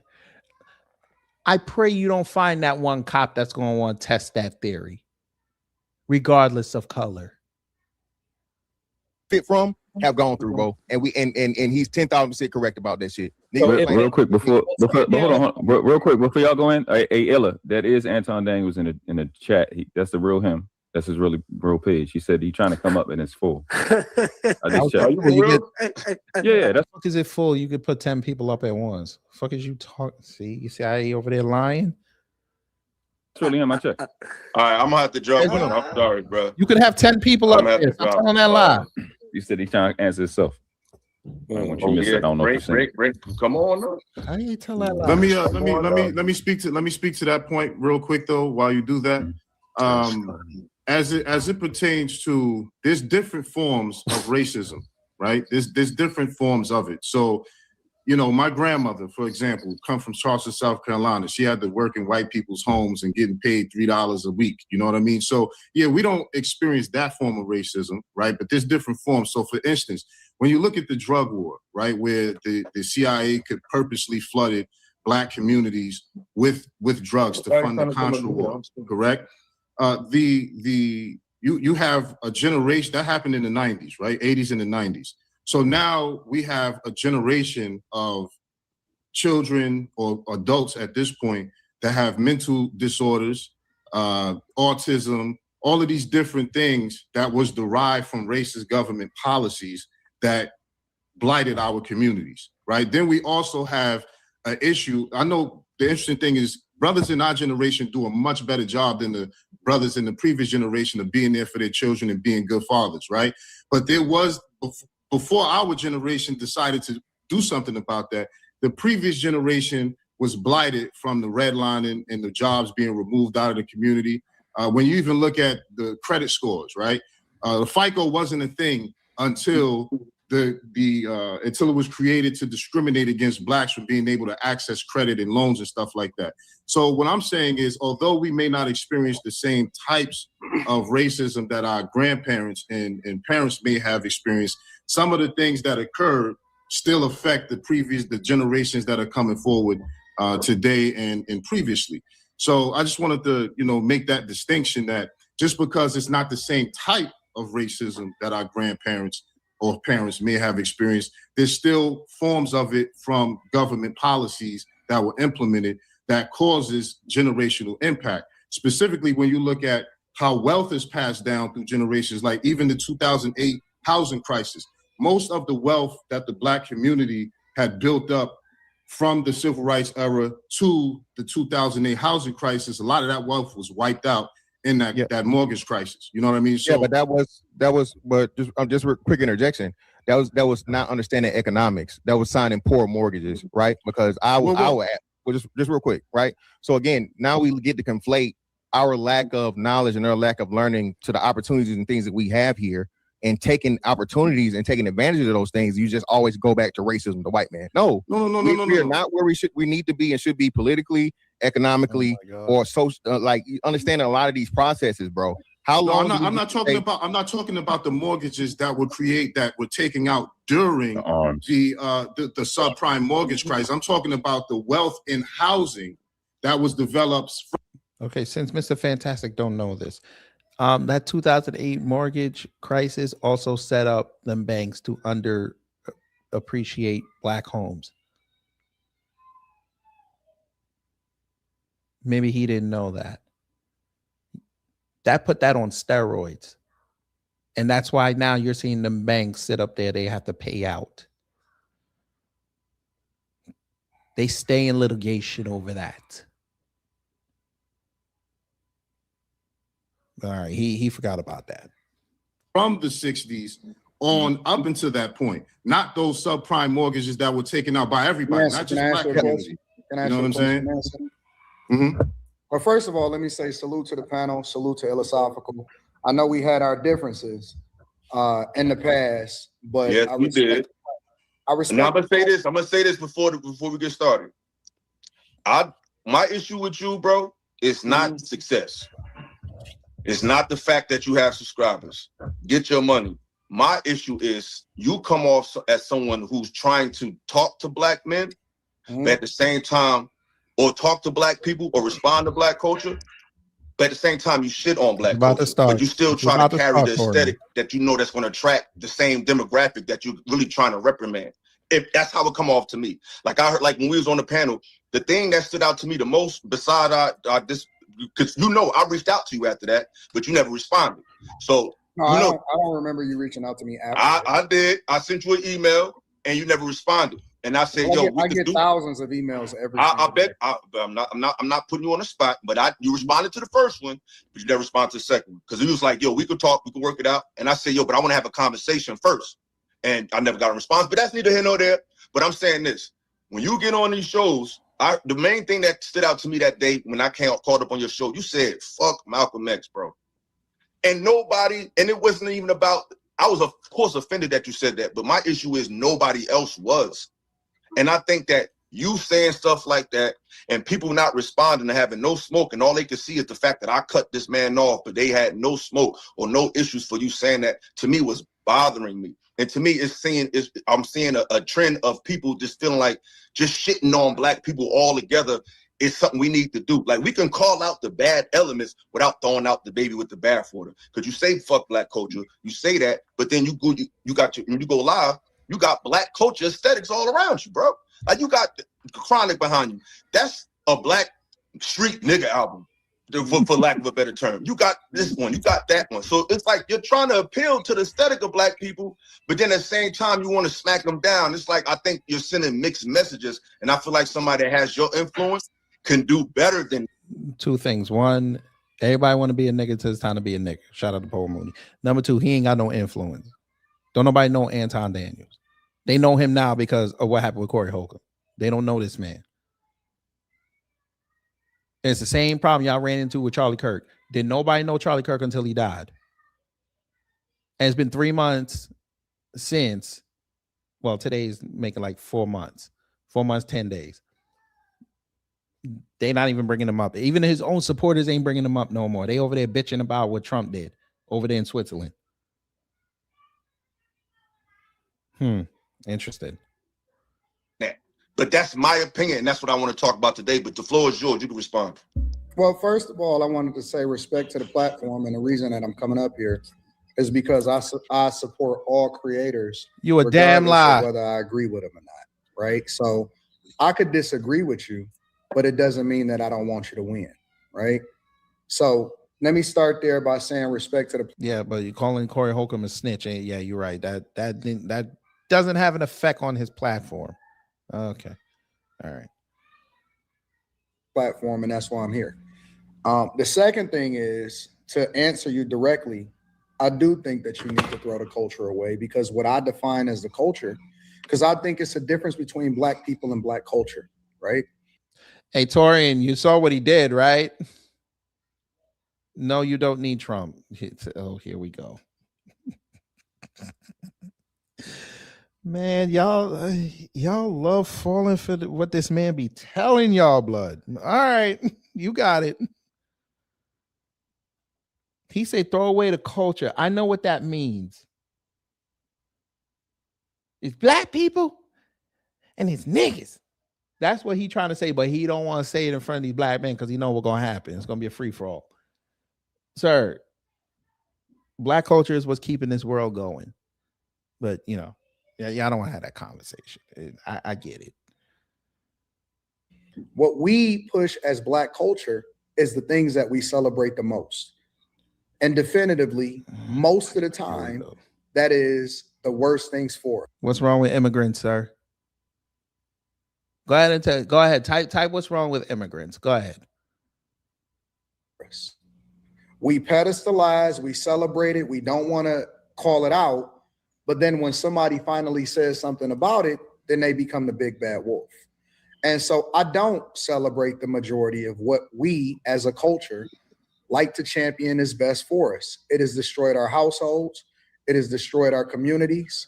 And it's 10 times worse than it's ever been at any point in history. What part of black culture destroyed our homes and our neighborhoods? What part? What part, sir? I know what you're gonna say. The music, right? The music. Hip hop, the politically based music genre destroyed our neighborhoods, right? Because y'all want to bring up gangster rap, even though gangster rap also went after the government, which a lot of you conservatives love to bump out. Oh, hip hop destroyed the black community, right? But y'all's king white man vehemently told a whole lot of people, yeah, I hate Nicki Minaj, then celebratorily wrote to Candace Owens and people around them, yeah, I like listening to the monster verse that she had. I listen to it when I'm doing my exercises. Mister, I don't listen to music when I'm in my hotel room. I'm reading the Bible. Yeah. Okay. All right. But black culture bad, right? Yet you're wearing, you literally look like a black culture caricature right now. Okay, dude. All right. Bag chasers. Yeah, that's not black culture. You're right. Okay. So I stand on that. I haven't changed up on that at all. I think that's not what you said, asshole. That's not what you said. I asked you what was wrong with immigrants. That's not what I said. And that's not what you said. Since we've got to pull up what you said, this is what you said. And I asked you, what's wrong with immigrants? Don't pivot to illegal immigrants. I asked you a direct question. Thank you so much. And no, I'm not doing damage control for Corey Holcomb because Corey Holcomb, number one, don't know me. Number two, I'm doing this live to see what he said because I didn't watch it last night. And a lot of people didn't watch it last night. There ain't no damage control around here. If anything, I'm over here showing you the hypocrisy of Anton Daniels.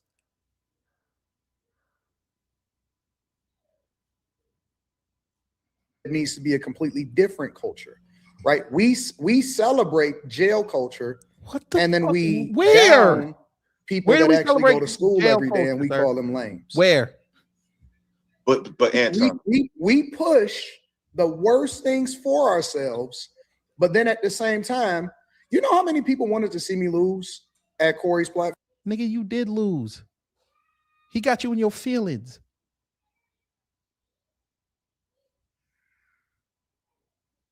If you were that upset that he said you kiss white ass, you should have said, well, show me how I do that. Put him on the spot. That's how you have a conversation. That's how you debate. You lost when you told him he a D sucker. But here you go. Listen to what he just said. But Anton, we push the worst things for ourselves, but then at the same time, you know how many people wanted to see me lose at Corey's platform? Oh my God. You know how many people wanted to see me lose? Well, why, Anton? Why they want to see you lose? Because I represent something that they are not used to seeing winning.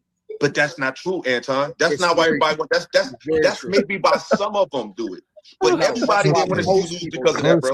Since you're not going to answer my questions, you got to go. I was up here talking about some of the worst stuff ever, like we always do in our culture, I would be cool. Anton, that's why because I stand 10 toes down. You know what culture is. This is why I'm disagree with you, Anton, because I go through the same thing. I go through the same thing. Everybody in this space, I just got into it with Fatty because he was saying, you need to leave this space because you want to be righteous and all that.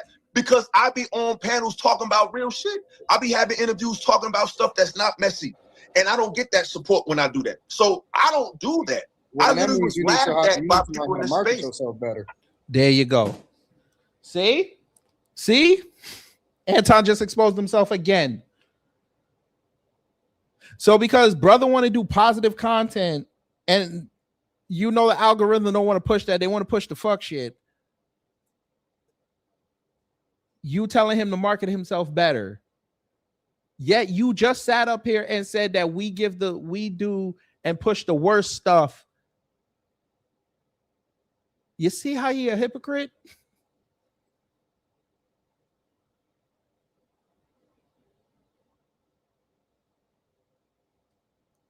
Anton, your positive stuff, they don't like. Because we've seen examples of that many a time. They don't show up when you want to teach them about finance.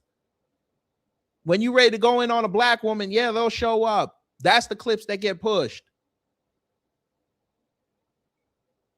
Nigga, you an influencer. They know what you need to peddle to make money. Go switch your platform and do positive content, see if you get the same revenue. Let me help you, Trick Ross. You're in a box right now.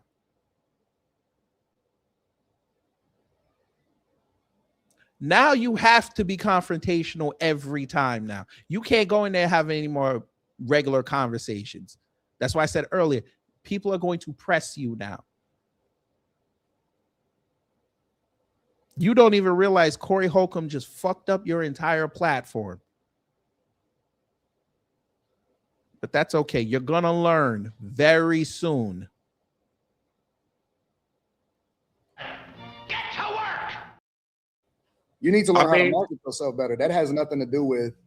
No, I'm not even talking about, bro. I ain't even talking about numbers. I'm just talking about people rather see arguments than information. Now, if you want to say, hey, it's a better way to prevent your information, I'm always open to a suggestion. But what I'm saying is I've been on panels with just all men, bro, and they laughed at me because I said things like, they said, what's your solution, Illa? I said, I think the children is the solution. I think the children is a viable solution because we can't fix old dogs, but we can re-engineer. And I agree with that. But it's the thing. This space laughed at me. I was on panels with dudes and I was bringing out books about history, about culture. The difference between you and me is that I don't give a fuck about what people think about me. No, I'm just giving you an example of how I don't give a fuck me. That's why I do what I do. But no, I'm just giving you an example of that right that you have. I have that right as well. But that doesn't mean I'm not going to still speak to these people with love. Like there's still some love and empathy in me trying to relate to people because everybody is not what we see on the computer. Everybody's not what we see on the street. These people still got children, aunts and uncles and nieces and nephews. So I don't just speak the message that just go ahead. Some people's lineage need to die off. You see that? I don't need to support and rock out with people just because you black. You hear him? Yeah, I know what he's doing here. And again, I haven't seen this, so maybe homeboy checked him on that. But see, first he said F Malcolm X. Now some people lineage need to die off. Now, if I was in front of this man and I said that, you're gonna see how defensive he get. speak a message that just go ahead. Some people's lineage need to die off. I don't need to support and rock out with people just because you black. There's some people that are so degenerate and so bad for what it is that we stand for. And let's be clear, we're the only culture that forces all of us to support all of the bullshit, regardless of what everybody does. Who the fuck is telling him this? Who is telling him this? This is black conservative thinking.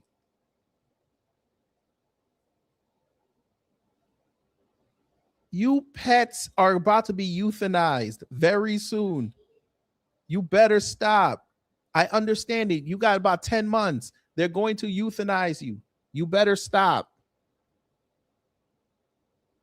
You're going to get a very bad wake-up call November 3rd. I promise you. All white people don't fuck with white people. Asian people don't fuck with Asian people. They out. Okay, and they're not going on panels saying that you need to euthanize somebody's lineage. You literally are sitting there saying we're pushing death culture, and you literally just sat up there and said that lineages of black people need to go. Even Mr. Fantastic ain't even clapping for you. And he be cooning. Now you know you'd have messed up if Mr. Fantastic ain't clapping for you saying something like that. Ask them to certain cities. If you go over to Japan, if you go over to Tokyo, they got whole cities that's dedicated to motherfuckers that can't come outside, based off of the fact that they're not contributing to the culture and they're degenerate. But we're the only culture that we have to support at all just because I'm black. No, I don't. No, I don't think we need to support all the bullshit. But we still have to give freedom. But let me just say, I think that all black what you said, as far as ruling in love, I don't believe in that. I believe that sometimes you have to completely go in to destroy all of it. And I don't feel as though I have to make it right with people that have lived their whole lives to be destroyers. Some people are not good people for people, and I believe that I can destroy it all. I think when I go into a place, I'm not looking to be friends with these niggas. What kind of Christian talks like this? The only person that can destroy lineage is the Most High.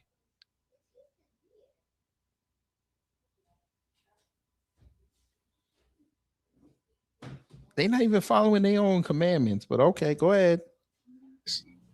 I don't need to have a conversation with everybody to make it cool. And let me be very clear.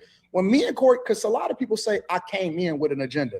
I thought you did. Corey called me and set the pace of what the agenda was going to be before I got there. I knew it was going to be smoke because he already told me that it was going to be smoke and that he had smoke for me. And you fell into the trap? So you didn't even have enough coon wherewithal to realize what he was doing, and you weren't going to feed him? So you went there to destroy yourself just to beat him? Yeah, that's a smart plan, sir. Very smart. I knew he was going to disrespect me before he disrespected me because he had already led on. He didn't say directly, I'm going to disrespect you. He said, I got smoke for you, and it's not going to, you know what I'm saying? It's not going to be one of them cool shows. So what do you think I'm going to do? You think I'm going to go in there like a deer in headlights? Hey, no, you go in there, reverse it on him. If you really about that life, hit him with facts. Think he really I'm asking a question. I don't think he did. Because No, everybody if keeps that's saying, the case, they no. make a big deal. They make a If big that's the deal when I case, say no. that I prepared and I studied for him. I think that the real travesty is that he wasn't prepared, but yet he invited me to his studio. I flew from Detroit to LA. And so you think that I'm supposed to be the B-side. I'm supposed to be the one that's going to lose. I wasn't prepared to lose. And prior to you coming on the show, I kind of alluded to that because, quite frankly, like I told the brothers here, y'all both won because y'all basically have us talking about it and constant. Sir, how did both of them win, sir? Why? Because the black sector is talking about it? That's not a win. That's called the algorithm.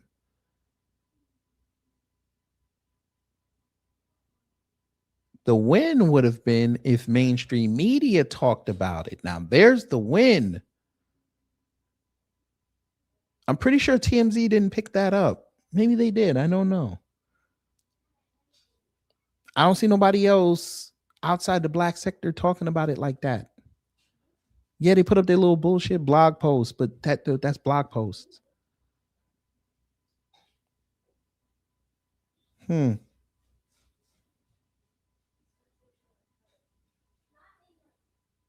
think Anton really wanted this to go super viral, so Fox News would have called him on there.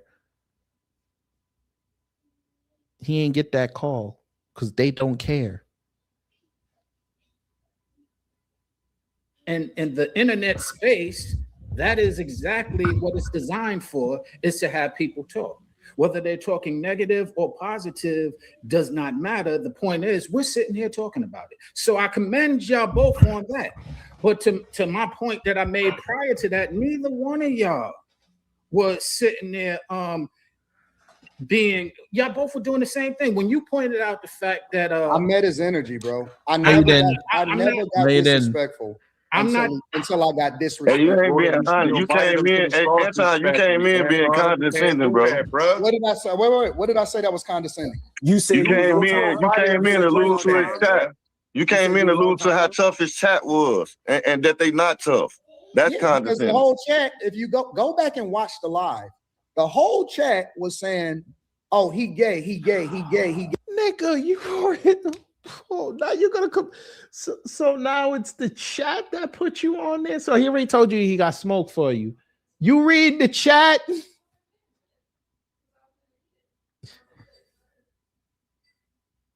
Sir, he promoted that he was gonna have you on there. You knew the trolls and the detractors were gonna come in there. You knew your fans were gonna come in there. Why are you reading the chat? Why are you getting updates on the chat? Unless they're giving you money, that you should not be paying attention to the chat until you watch it back. So you were already sensitive, which goes back to the first brother's point up here.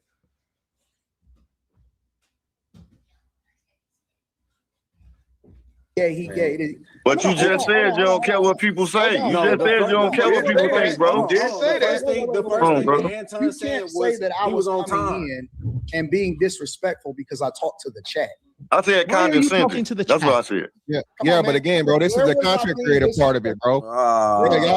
Fantastic. You can't say all fantastic. Let me say this. Every single what day is that? on every single live stream. On my own live streams, is I talk shit to the chat. I talk shit to my own chat every single day.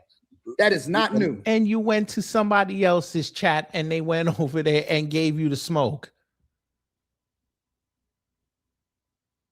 Trust and believe, if I said something disrespectful about Black Americans and I went on somebody's platform, you don't think people who heard me say that are going to come in there and be like, yeah, he said this, he said this.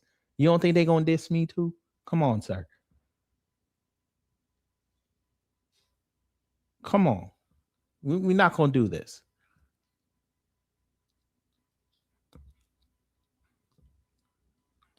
That's like you saying you're not supposed to be heckled at a basketball game. Like, come on. Let's get off the chat. Let's get off the chat. I want to know. One at a time, y'all. Anton here, so let's let him talk.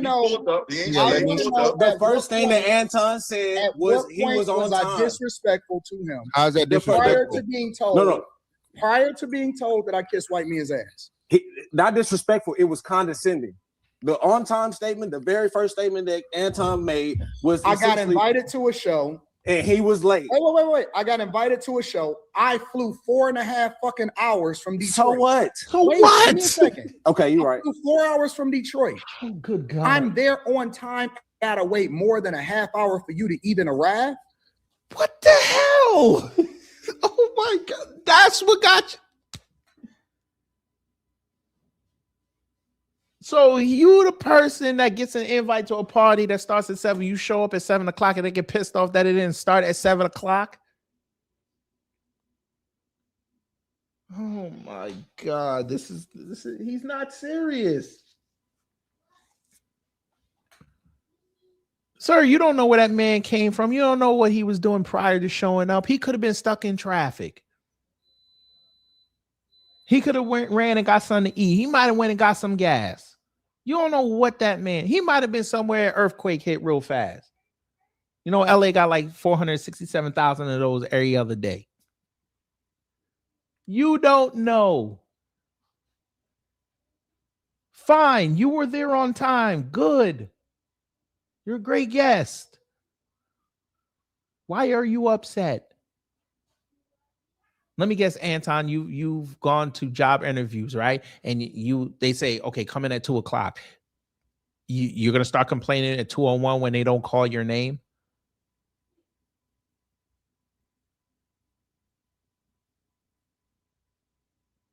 Come on, this never mind. You got it. That's disrespectful in itself. Yeah, on business, and man and everything. That's what I'm saying. How you gonna say whatever? You could discuss that on camera, though. You could discuss that before the show started, bro. You could discuss that before the show started. If it's that big of a deal, bro, you could discuss that before the camera gets rolling. In fairness, hold on. Hey, when Illa talking, man, y'all gotta shut the hell up. When Illa talking, y'all gotta shut the fuck up, bro. All right, fellas. Why do you think that he was complaining about the conversation that I had with Darlene for a long time before he even got there? You know why I was able to do that? Is because he wasn't there. Yeah, he was late. The reason why I was able to have so much conversation and get toured on the whole facility and find out who owned it and learn all about what it is that's going on and see how his production team worked and kick it with Darlene and get every single piece of information is because he wasn't there. That's not my fault. That's the you fault. So what are you trying to expose by doing that? No, I said, what did I do that was disrespectful prior to being told? Before we got to the disrespectful part, we asked about the condescending. The first thing that they said was the chat. But no, hold on, Anton. The condescending thing you did, the very first thing you said was condescending, which was I was on time. Which was something you could have discussed afterwards, but you came there with the identity that you were gonna win something. That's unfair. Listen. So he told me. He already explained what he was trying to do. He told me on the phone he wanted this to be an explosive, volatile, and he wanted this to be emotional. He told me, listen. This is the honest to God truth. Can you prove that? No. Listen to what let him talk. Whoa. Wait a minute. Can you prove that? He explosive, volatile, and he wanted this to be emotional. He told me, listen. This is the honest to God truth. Can you prove that? No. Listen to what let him talk. Let him talk, y'all. Let him talk. You don't have to prove it. What do you mean you don't have to prove it? You can't throw something out there like that and then you say, I'm not going to prove it, sir. How do you know it was going to be emotional? You already exposed everything else. You might as well tell them how it was going to be emotional. Go ahead. Listen to what I'm about to say. Yeah. One of the things that he told me when I first got on the call is, I hope you don't record phone calls.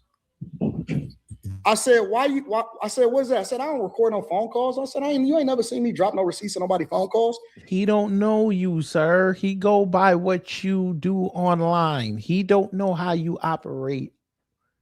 You could be a person that records phone calls. You have an iPhone. There's a feature now when you make calls. There's a button up top. You can record the phone call. The other person won't know.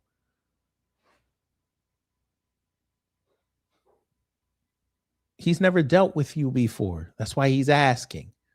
But let me hear what he's gonna say. He said, because I want to set the stage of how things is gonna go. First thing he started to do is he started to talk about all of the niggas that he didn't like. I'm not gonna say that out loud because that ain't got nothing. That ain't important. So why did you bring that up? Was what he wanted the show to be like. He knew it was gonna be volatile. He knew it was gonna be problems. He didn't want me to agree with him, and he wanted it to actually be some real fireworks in there. Okay.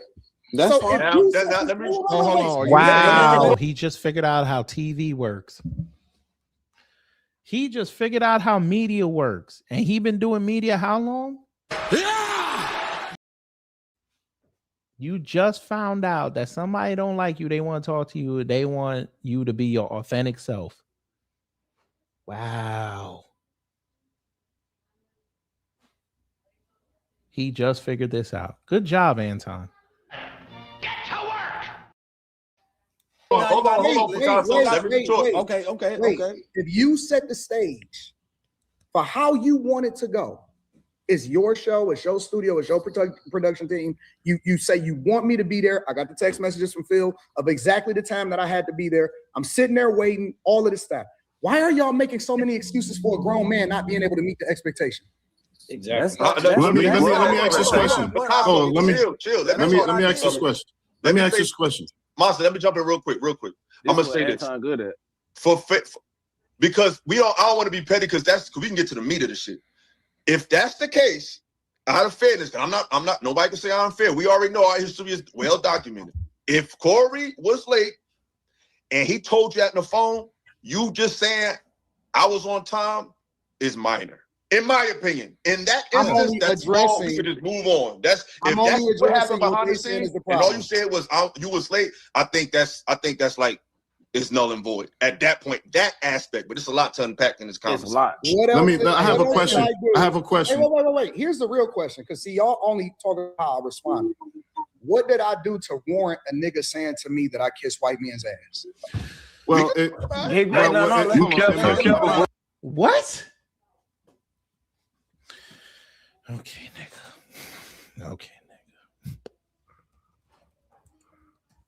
Because the shit you said in there just now, that okay.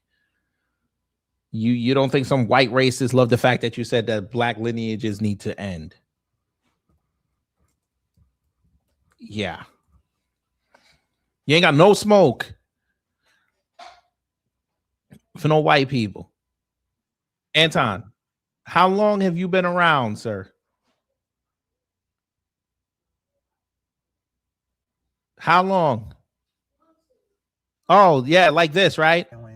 In Lake Erie, there's a bunch of bars out there. It's a great place for adults to go play. Think of Pat Daly, Mad Dog Adams. If you don't know those guys, think of Jimmy Buffett. I'm sitting on a bench on Delaware waiting for my wife, who's in a shop shopping. And at the time, the traffic is two ways. And I think I witnessed why it is no longer two ways. It's a Saturday afternoon. The island is packed. The traffic is bumper to bumper. These two guys going in opposite directions decide to stop and have a chat. Not for a couple seconds, not for a couple of minutes, but I think it was around 10 minutes before people started threatening them. But around the 5-minute mark, I'm just sitting there with my arms folded, just shaking my head. And I hear this voice. This is what's holding us back. This is why we're hated. Probably from a black. And I turned around to see who had said it, and it was a black couple about my age. Yep. And then he looked directly at me and said, 30 years ago, I'd go down there, grab those idiots by their dreadlocks, and teach them a lesson their fathers. And guess what? Today, the YNs, they don't play no games. They will probably beat the crap out of you and then justify it and say that you was in their business and that you had no reason to be over there trying to have a conversation with them in the first place, even though they were stopped in traffic for well over 10 minutes. But this right here just proves that we not all the same. And just because there's a demographic of us that embarrass us does not mean that black people have black fatigue the same way that white people have black fatigue. Never did. And I looked at him and oh, so yeah, that's not kissing white ass. You're right. That's not kissing white ass. Who cares? But yeah, I feel absolutely nothing for them. This is first off, what's going on, KG? Oh, you doing laundry, bro? No, I got my fan on. Hold on, let me. Wait, you that hot? That must be a black American thing. You and my wife. But what, you know how sometimes like when it's too cold outside, but then you turn the heat all the way up, and then it's like you feel like summertime. Oh, Anton, you don't kiss white ass, right? Okay. Torian, you say he don't kiss white ass. There's mountains of evidence that shows that he does. That's why I told people last night on the live. I said if you go to Anton's channel and you type in the word white into the search part of the channel, most of the videos that has white in it also has the name Charleston in front of it. Not one time did I see a video where he was criticizing white men. Shoot, I don't even see him criticizing white liberal men that are not in the academy or fit the boxes that he would mark under the umbrella of liberal. So he doesn't go after white men at all, whether it's definitely not a conservative. And if they a white man like this guy's talking like in this video, he definitely ain't gonna talk about them because he see him chuckling and he laughing and everything like that. And it's funny he said he don't like the academy, but you sat down with Fleece Johnson and was giggling like a schoolgirl when he called you cute. Oh, this is that's why I said that's what frustrated me when I was doing that live last night, because I said had I been there, I would have been the one. I said put me on the production team. I would have pulled them receipts up immediately while he was there and really embarrassed him. It's like the stuff is out there, and even with the panel that you're going over through right now, those guys cannot say they have not seen any of the stuff that we're talking about right now. They could easily just say, stop. Okay, you know what? Let me go look this up right quick. Let me pull all this stuff up and say, this is not you. This is not you. This is you. It's not hard to do. I know in the heat of the moment, it probably is not one of the things that come to you because in that moment, you're not in that zone and you don't think about it. But the thing is, think about like all the videos and the commentaries we do every single day. You have to hit all of your points before you put that stuff out there to avoid having to try to circle back to it later. Because by the time you do that, it might be too late. There you go. Somebody said it. Oh, Jaden said that's an industrial fan. Yeah, but hey, now, hey, Anton, you mean like this here? You know, let me go here. There's a growing concern in. Both Torian and I know where this is going. Oh yeah, the asking for hugs, giving $1 for hugs, and mostly he went up to mainly white people and only white people from what I saw. Hey Anton, you don't kiss white ass, huh? Okay.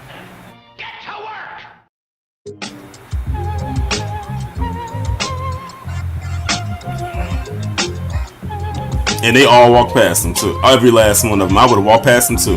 I thought he was homeless.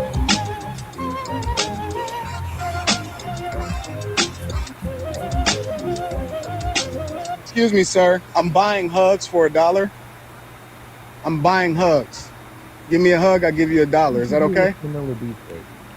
All right. God bless. You're my first hug for the day. Hey, I'm buying hugs for $1 to get people's day started off right. So, yeah, you give me a hug, I'll give you $1. You know what, bro? I need a hug, man. It's been a fucked up day for me already this morning. I can't even lie about it, bro. I can't even lie about it. That ain't nothing but real love right there. That's real 100 right there, man.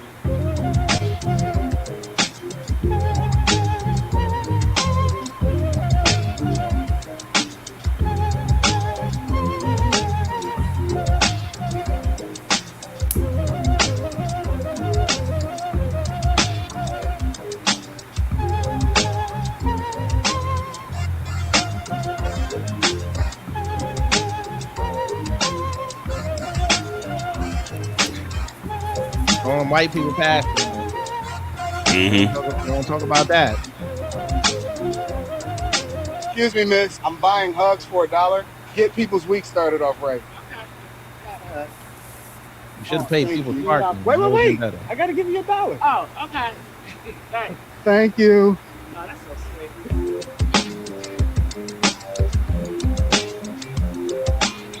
sweet. You see that? $1. Oh, okay. Thanks. Thank you. Oh, that's so sweet.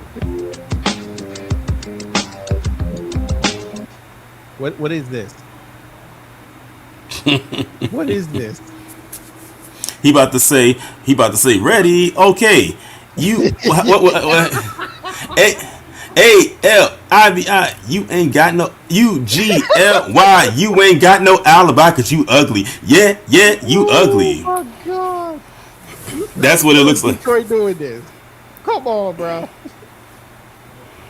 And this is on the Facebook page. So I know this is white. Look, white people. Well, that's a black woman. You did this so you wanted white people to come find this page. All right, Anton. You know what? Should I go get the video where the white man checked him? And he inside the bakery. Inside the bakery. Yeah, and he did Showtime. What do you call it? Story time in reality. Yeah, like that guy was literally disrespecting you to your face, and all you did was chuckle and laugh about it. Man, I wish I could have been on that production team. I would have pulled all that stuff up.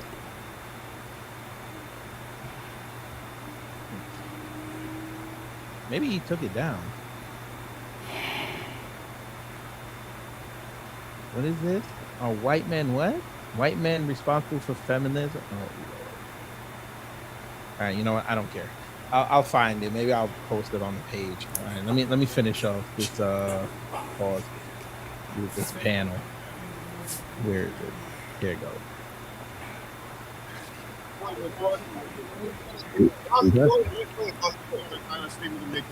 I gotta run in a little bit, but when I first got on, I specifically said you can't police someone's response to disrespect. I said that. So whatever someone says or does that triggers you in a way that's disrespectful, they don't have a right to determine how you respond to their disrespect. But, I agree. But what I wanted to say, though, my question for you, Anton, is this. You spoke about how certain aspects of black culture is toxic, how it needs to die, and I understand the majority of what it is, yes. For sure. And you don't really care about, what people think, so on and so forth. However, I must say, do you think the display that you both had is a good image and positive and beneficial to the image of black men based on what's already said about the levels of ignorance or toxicity that people say we display? Wouldn't that be a part of the negative elements of black culture that you are against? No, absolutely not. Could you explain?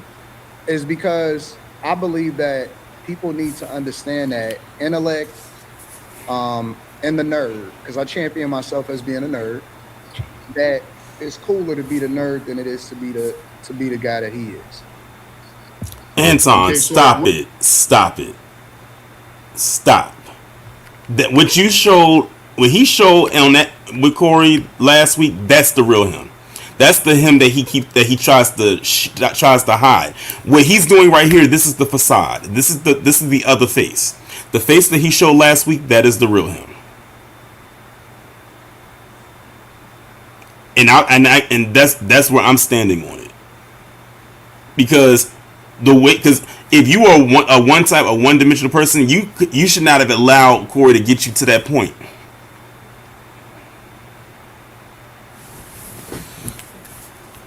That's all I gotta say about that.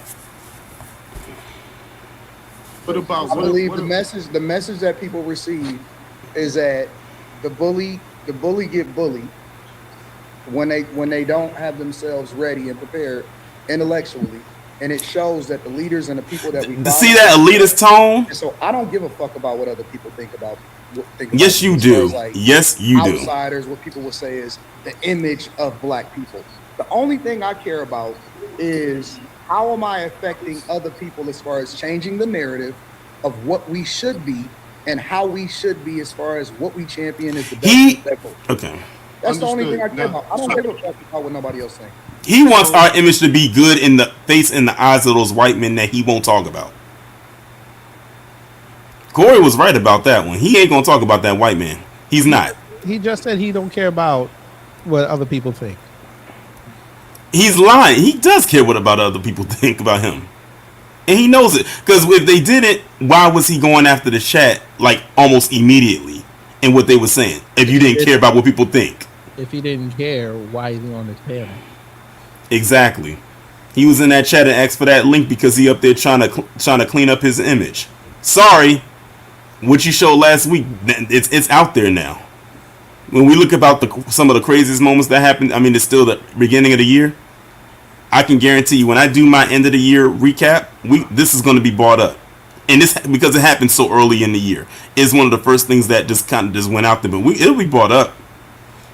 Luckily for him, it happened at the beginning of the year and at the end of the year, because I'm sure there's gonna be a lot of things that's gonna happen between now and then, like the midterms. They're gonna be gone. It's gonna be fun. It is. Is that? Do you think That's that was not a a nerd good concept. display? Facts. Do you think that was a good display of what black culture should be? Two black men, Mandingo fighting, using profanity against each other, cursing each other out. You know, do you think that was a good display of what black masculinity should be, as opposed to, because to me it seemed like that's the Absolutely. same thing. That's You meet 'em already. with- you meet 'em with hold on. Let me intellect. finish. Let me just. Okay, go But ahead. what was intellectual about that? Because to me, the display was very similar to what we see on Zeus Network or any other black No, it wasn't. media-based show, in terms of How wasn't it? the dialogue being toxic, disrespectful to one another. Because my position is that you both took L's in that regard. You know, I understand you had an agenda, he had an agenda, but to me, it just wasn't a good look. I understand you don't care, but not caring still doesn't speak to the fact of what needs to change in black culture as far as the nonsense and the toxicity. And I think that was a further display of that. And Yo, my- I think you need to go back. I think you need to go back and study the tape. But even more importantly, what though, I took from it. What is there to study? We was saw it. Intellectual until it wasn't. It was a conversation until one person couldn't substantiate their argument, and then they started to throw insults. But see, what I believe is also about the whole situation is that this isn't a black thing. This isn't just a white thing. This isn't anything. This is a man thing. And when somebody call you an insult, I don't think it's a bad thing to stand up for yourself. Him saying When what he somebody said about you wasn't even an insult, because, like, for starters, is actually true about when it comes to. And the thing is, Anton has probably said that to other people. So for him to sit up there and act like he's so above the fray, like he's above it all, that is a load of BS. We have seen the stuff that he has said about other people, but now that it's being directed onto you in a very harsh way, now you want to cry foul. As if we can't pull up everything that he has said, especially about us over the years, and still does to this day. I mean, he said it on his panel when he basically said that the majority of the culture needs to be done away with. Like I said, it's that elitist tone that irks me about him. That's the thing that really irks me about him. Listen, he's on that Jared Jackson trajectory. It's okay. Just gotta wait a little longer. Up their chair like they're gonna do something. I don't think it's a bad thing for you to stand up for yourself. So I met energy. It was an intellectual conversation until it wasn't. And when somebody got frustrated, they called you out your name. And instead of me saying, well, you know what? I'm gonna turn the other cheek. I decided not to. Here we go. I ain't said shit the whole time. There it is. He said the triggering thing. We got it. Okay. Can you replay that again? One at a time. He's here. It was an intellectual conversation until it wasn't. And when somebody got frustrated, they called you out your name. And instead of me saying, well, you know what? I'm going to turn the other cheek. I decided not to. Hold on. The guy in the bottom left, he want all the smoke with Anton. I can tell. He wants all the smoke. He was the first one to say, "Oh no."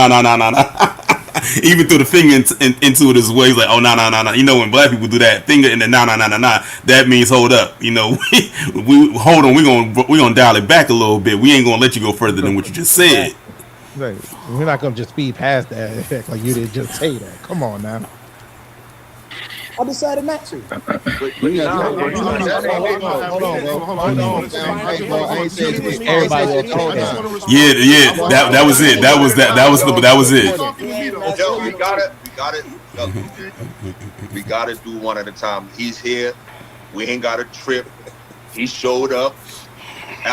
To my surprise, because I thought this was way too small for you, but you pulled up. So respect. So let's talk respectfully. We're not trying to have a Corey versus Anton part 2 or Illa versus Anton part 2. We just talking about what we agree with and we don't, but we gotta be in our proper body and go one at a time. So another how long? To Picasso, I ain't finna listen to all and then this. Fantastic. All right. I only got like a half hour because I got to get ready. No, you ain't. You stay for another hour, fool. Like, all right, cool. That means they must have said something that kept him up there. You just said you came in and you matched energy. I want to challenge you. You didn't match the final energy. I believe you saved yourself through optics by looking like you matched energy.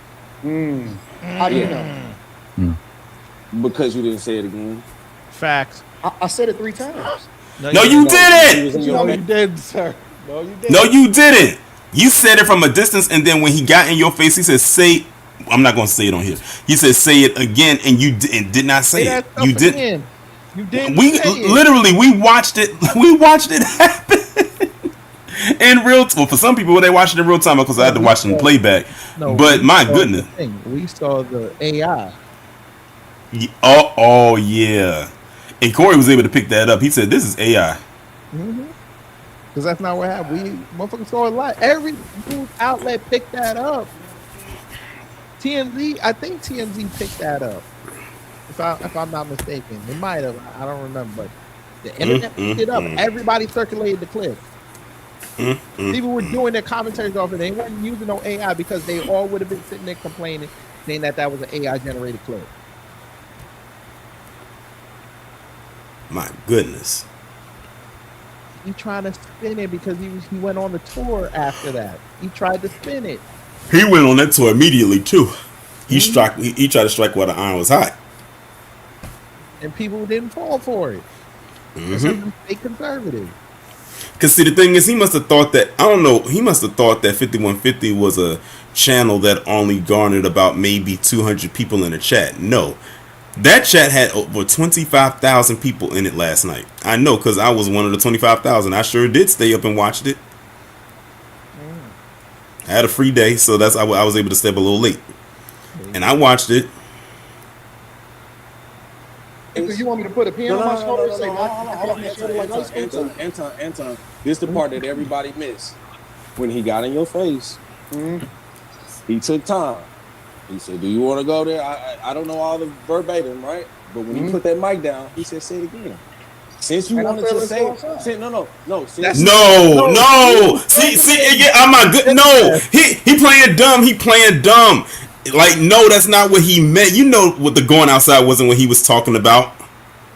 How you from Detroit and fail that test? How? He might be from Pontiac, for all we know. Somebody in your face and they put down everything. They loosen their clothes, they loosen their jacket, they say, "Let's say it again." That means they ready to go.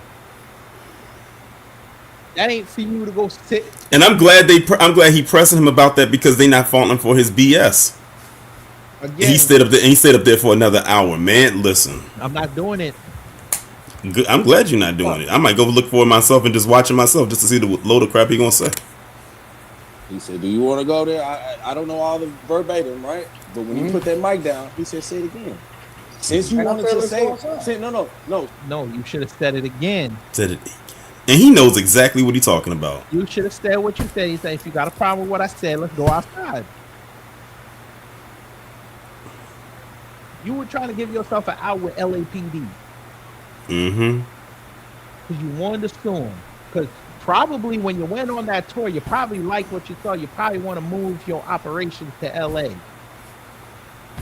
I don't think that'll be a good idea for him. But I'm just saying. Especially not after this stunt. Yeah, but I'm just saying, he was probably looking up to see how much studio cost. Maybe try to run out there for a week. Do some shows out there, try to promote himself. I told you all these conservatives are over here trying to go to Hollywood. They trying to fill up them IMDb credits. Off topic, but it'd be so funny when I be going to look up, like if I'm looking up pictures for thumbnails with these black conservatives, and how so many of their pictures be coming straight off the IMDb website. It is hilarious. Since you wanted to provoke that level of energy, you should have said it again. Since you wanted to match that energy, going outside is not matching that energy. Saying it again is matching that energy. Anton, and that's what real men do. Listen, bro. If a man, hold on. Anton, let me finish my part. Because you only got 30 minutes. You only got 30 minutes. Look, if somebody comes to you in your face and said, "Hey, you said some shit from over there, but I'm in your face, and I don't want to tear my shit up, and I don't want to derail my brand." No. But guess if what? he was shut, that's another thing that he does that annoys me. He does not know how to let people finish talking, let them land, and he keeps cutting them off. But he want to talk about he don't like female energy. What is he doing right there? I think I'm about done. Because we're not gonna get nothing out of it. He gonna pontificate. You're really not. He's a lost. He's what you literally call a lost cause. He is stuck. He is stuck there, like you said. Like I always, you said it. I said it. When they box themselves into a corner like that, they're stuck. And like you said, he just added another layer on top of that because now he's always going to have to go out there with this facade because of how he acted and him going around telling people, yeah. When the minute that he said on his platform, I would have beat the ish out of Corey. That was it. That was it. Now you have to stand by this tough guy act that you also claim you don't put out there. Mm-hmm. Now you're about to have to become an even bigger fraud than you are. Good luck. You just sank your own battleship, dummy. But like I said, he's gonna have to go out there now, right? And he's gonna get pressed every time now. Every single time. They can be like, ain't you the dude from 5150 that was, saying that, all that stuff about Corey? The thing is, at the end of the day, despite what, Corey said, whether you not agree with him or not, he still has more respect in the streets than Anton ever would and ever could have. Mm-hmm. See, Anton thinks that the internet is real life. You got to go outside sometime. See, this is what happened when we tell them when you go outside, when they go outside, there you go. It's different. The energy is different. And then you went on his turf. Like, my goodness, I mean the lack of respect. Right. And now they're gonna look at you and be like, okay. They're gonna say something to trigger you. And now they know the triggering points because it kind of got exposed last week. Mm-hmm. I'm sure there's others, but yeah. It is what it is. Anton a whole fraud. He go find we've been knew that. Yeah. Well, when that time comes, I'll ask him how Derek Jackson's doing. Anyway, let him fade into obscurity like Paris Denard. Exactly. Who is exactly where is he at now? I saw the face now that you said it, but I mean, damn. Man, that dude looked like that dude stayed looking like he was caught like a deer caught in the headlights. Yeah. What about Melissa Harris Perry? Where's she at? Or is the long name that Professor Black Truth had for Melissa Harris Stupefying Rubenstein, whatever that long name that he would have for her. Hey, look, even Timothy Cross trying to make a comeback. No, not Big Sister Loudmouth. Big Sister Loudmouth was on CNN trying to check that the white boy. It's to be getting me how this woman uses her outdoor voice indoors, and you got a whole microphone. My goodness. Oh man, this is I don't know, man. And like I was arguing with somebody on X talking about, I was like, we left you see what happens when they ignore the black vote? They went and what do you think they brought up? Who? Chicago. Or what? Of course. Eventually it's past the time with them constantly bringing up Chicago as a talking point. I'm like, Chicago. He's like, oh, Chicago, the crime is going up. I'm like, no, it's not. It's literally not. But you got it. Well, Black Rob, they didn't choose them. What Anton did was he got away from the red pill content and went over there to talk about Trump. Yeah, he jumped on the Trump train. Right. And then he just kind of stayed there. and now he's doing the whole thinking he's doing the Oreo thing. Right. I'll put it like that. Here was the thing: when he jumped on that train, it also comes with a sense of you better know what you're talking about. You don't know. And he don't. None of them do. I saw that live that you did, well, in pieces that you did earlier today about them talking about MLK, and I'm like just sitting there, just like boring content, more boring content. Yeah, that's why it doesn't get that many hits. I mean, Jason Whitlock put it on his channel, got 17,000, only got 18,000, only got like 17,000 views in a day. You should have kept that on the main channel. But we know why you didn't. Because he ain't gonna go for that. Glenn Beck ain't going for that. He wants you out there cooning. Yeah, just like, I don't know if you saw it, but Birdman just uploaded a video today. Oh, you saw that? Yeah, I said Eric July's grift with the comics and entertainment is fading into obscurity. So now he up there talking about socialism, and he's getting all of that wrong too. Oh, that's done. Nah, he's done with the comics, bro. Now he up there talking about socialism and don't even know how to define that correctly. My goodness. You see how he's slowly trying to go back into making content, right? Like he was making before the comics. Yeah, and that's not working. I've seen. Let's just put it this way: his subscriber to view ratio ain't mathing it. It's not mathing right. It not at all. Like he's getting views for someone who probably has at least 20,000 subscribers. This is a guy that is like it's like halfway to 1 million. I ain't gonna hold you. And I say it, I don't care no more. But him bringing on Gotham fucked his thing up. I know he's never going to admit it, but that fucked it up. Because when he did that live stream with her and she said that she didn't read comics, people in there were like, how the hell you going to hire somebody to be your representative if they don't read comics? How is she supposed to be working with you on the business and you don't know what they're putting out right now? DCKO is fire. Absolute universal fire. You have to tailor that for your business so you can get the views as an indie. And you're not doing it. You're putting out cookie cutter shit that we already read. They're not wanting that. Yeah. And then all the stuff now coming out with the production side. Yeah, they're like, nah, we good.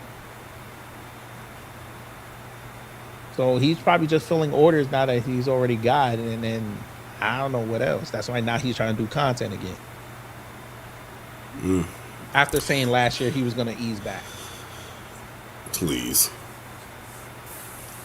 I think it's shot now. I think it's pretty much irreversible at this point. Oh no, he's done. He's done out here.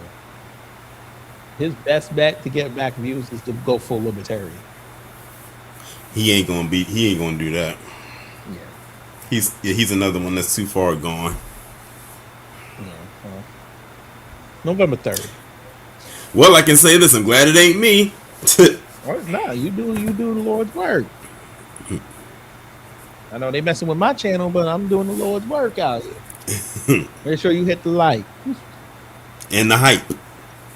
I don't even know if they have it on there. I be looking sometimes. It's like I saw it on one video. I think you know what it is. I think they're messing with my channel because I'm not picking a side. Oh. I'm giving both sides the smoke. Yeah, they like it when you pick both sides. I'm not one side or the other, I should say. I can't do it. I saw a comment someone had left on my on a thread that I did, and it was when the whole Renee Good situation was going on, and it was one of them trolls on Twitter talking about, I bet you was in support of Renee Good, you know, and was against what ICE did to her. And I said, why would you say that? And their response literally said, because you're black. What does that mean? Right, I didn't even respond after that. I'm like, I just left them right there. I didn't even say nothing else after that. You're supposed to support her because she's black? No, I'm supposed to support her because I'm black. Yeah. Huh? I know that made no. It made no sense. That really doesn't make sense. I said a lot of people that got a blue check over there on Twitter need to be fitted for a dunce cap. No, well, remember what happened.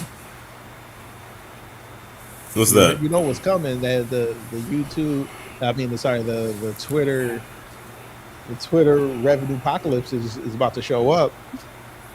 You mean the new thing that they got implemented now is they got to get 5 million organic views? Yeah, you can't go on somebody post a griff off the views no more. I just saw that. I think I saw that when they said it wasn't like the repost or the reply or something like that. Yeah, you couldn't go in there reply and say something. So you can get money off of it. So you can get money off of the reply. Yeah. Yeah, they are heated. They say this was better when Jack ran it. I said, you bastard. Oh, so now you want Jack Dorsey back? Uh-huh. Now y'all admit that Jack Dorsey had this thing popping. The celebrities were over there. You was getting nice engagement. You was if you it was actually a badge of honor to have a celebrity say something to you. Mm-hmm. Now you realize you just got nothing but trolls here. That's why I be on Threads. I'm telling y'all, don't be sleeping on Threads. I might have to go back on Threads. I feel like Threads. I feel like I found my tribe over there. A few of them, if I want to be honest. Yeah, I need more comics content. You'll find it on Threads. It's a lot, especially a lot of black, independent comic stuff over there. Because what I like about Threads is that it kind of thrusted me into the algorithm I was looking for the minute I created the profile, and I'm like, if I was to log into Threads right now, it would probably be talking about black people saying stuff, talking about anti-blackness and the stuff that's going on, or white supremacy, or you might have something about sinners going on over there. I like Threads, I really do. I might have to cook your big homie. Which one? Annette. I might have to cook her. Oh, I saw that post that she made today. I saw it, and I saw your reply to. I didn't say anything, but I saw what she said. And yes, she tried to say that was an AI image. I'm like, she tried to say that wasn't a lynching or something like that. I'm looking at it, I'm like, No, she said it wasn't a lynching because the dude still had his hat on it, but it was a staged photo. And didn't get that much engagement with what she said. I saw what time she posted it, and I saw what time I saw it, and I'm like, yeah, it's not moving the way that she wants it to. Yeah, because number trolls, they don't give a fuck. Also, I saw the one that In Wokeness made yesterday about Pam Grier. You saw that, right? Yeah. He trying to say that she's lying because the last documented lynching that they said happened in Ohio was in 1911, and she was born in 1949, so she must be a liar. Ohio in the 60s. Anywhere in the 60s for that matter.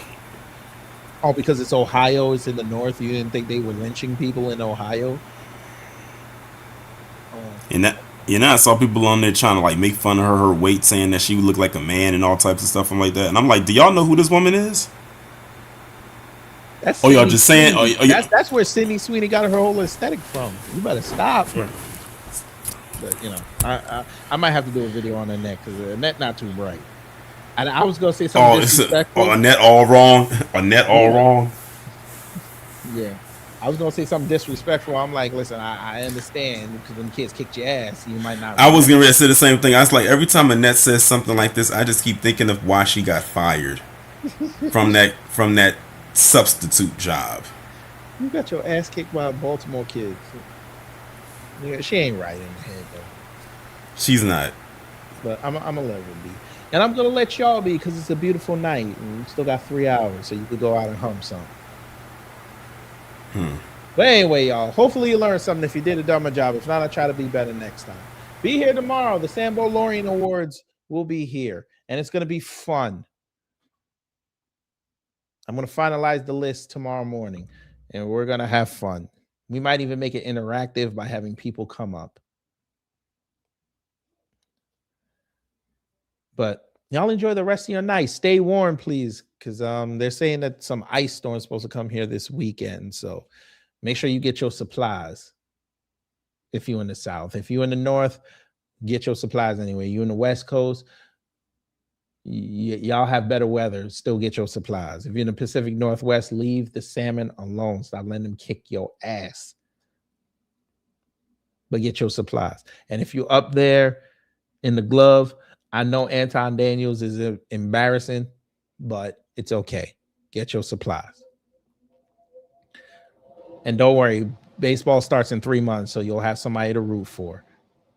The Tigers, because Pistons ain't shit. Anyway, y'all take care, stay safe, and you know what to do when the agents of chaos come to mess up your existence. Yeah, I said the Pistons ain't shit.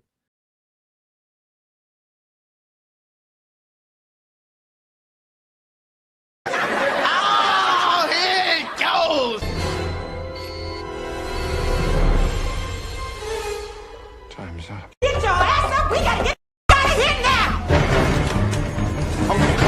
But did we have a good time here? Hello?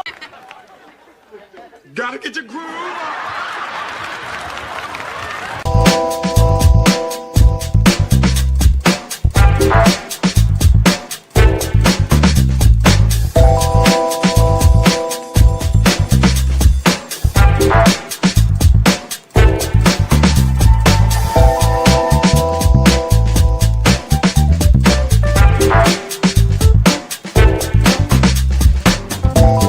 At the end of the day gotta end.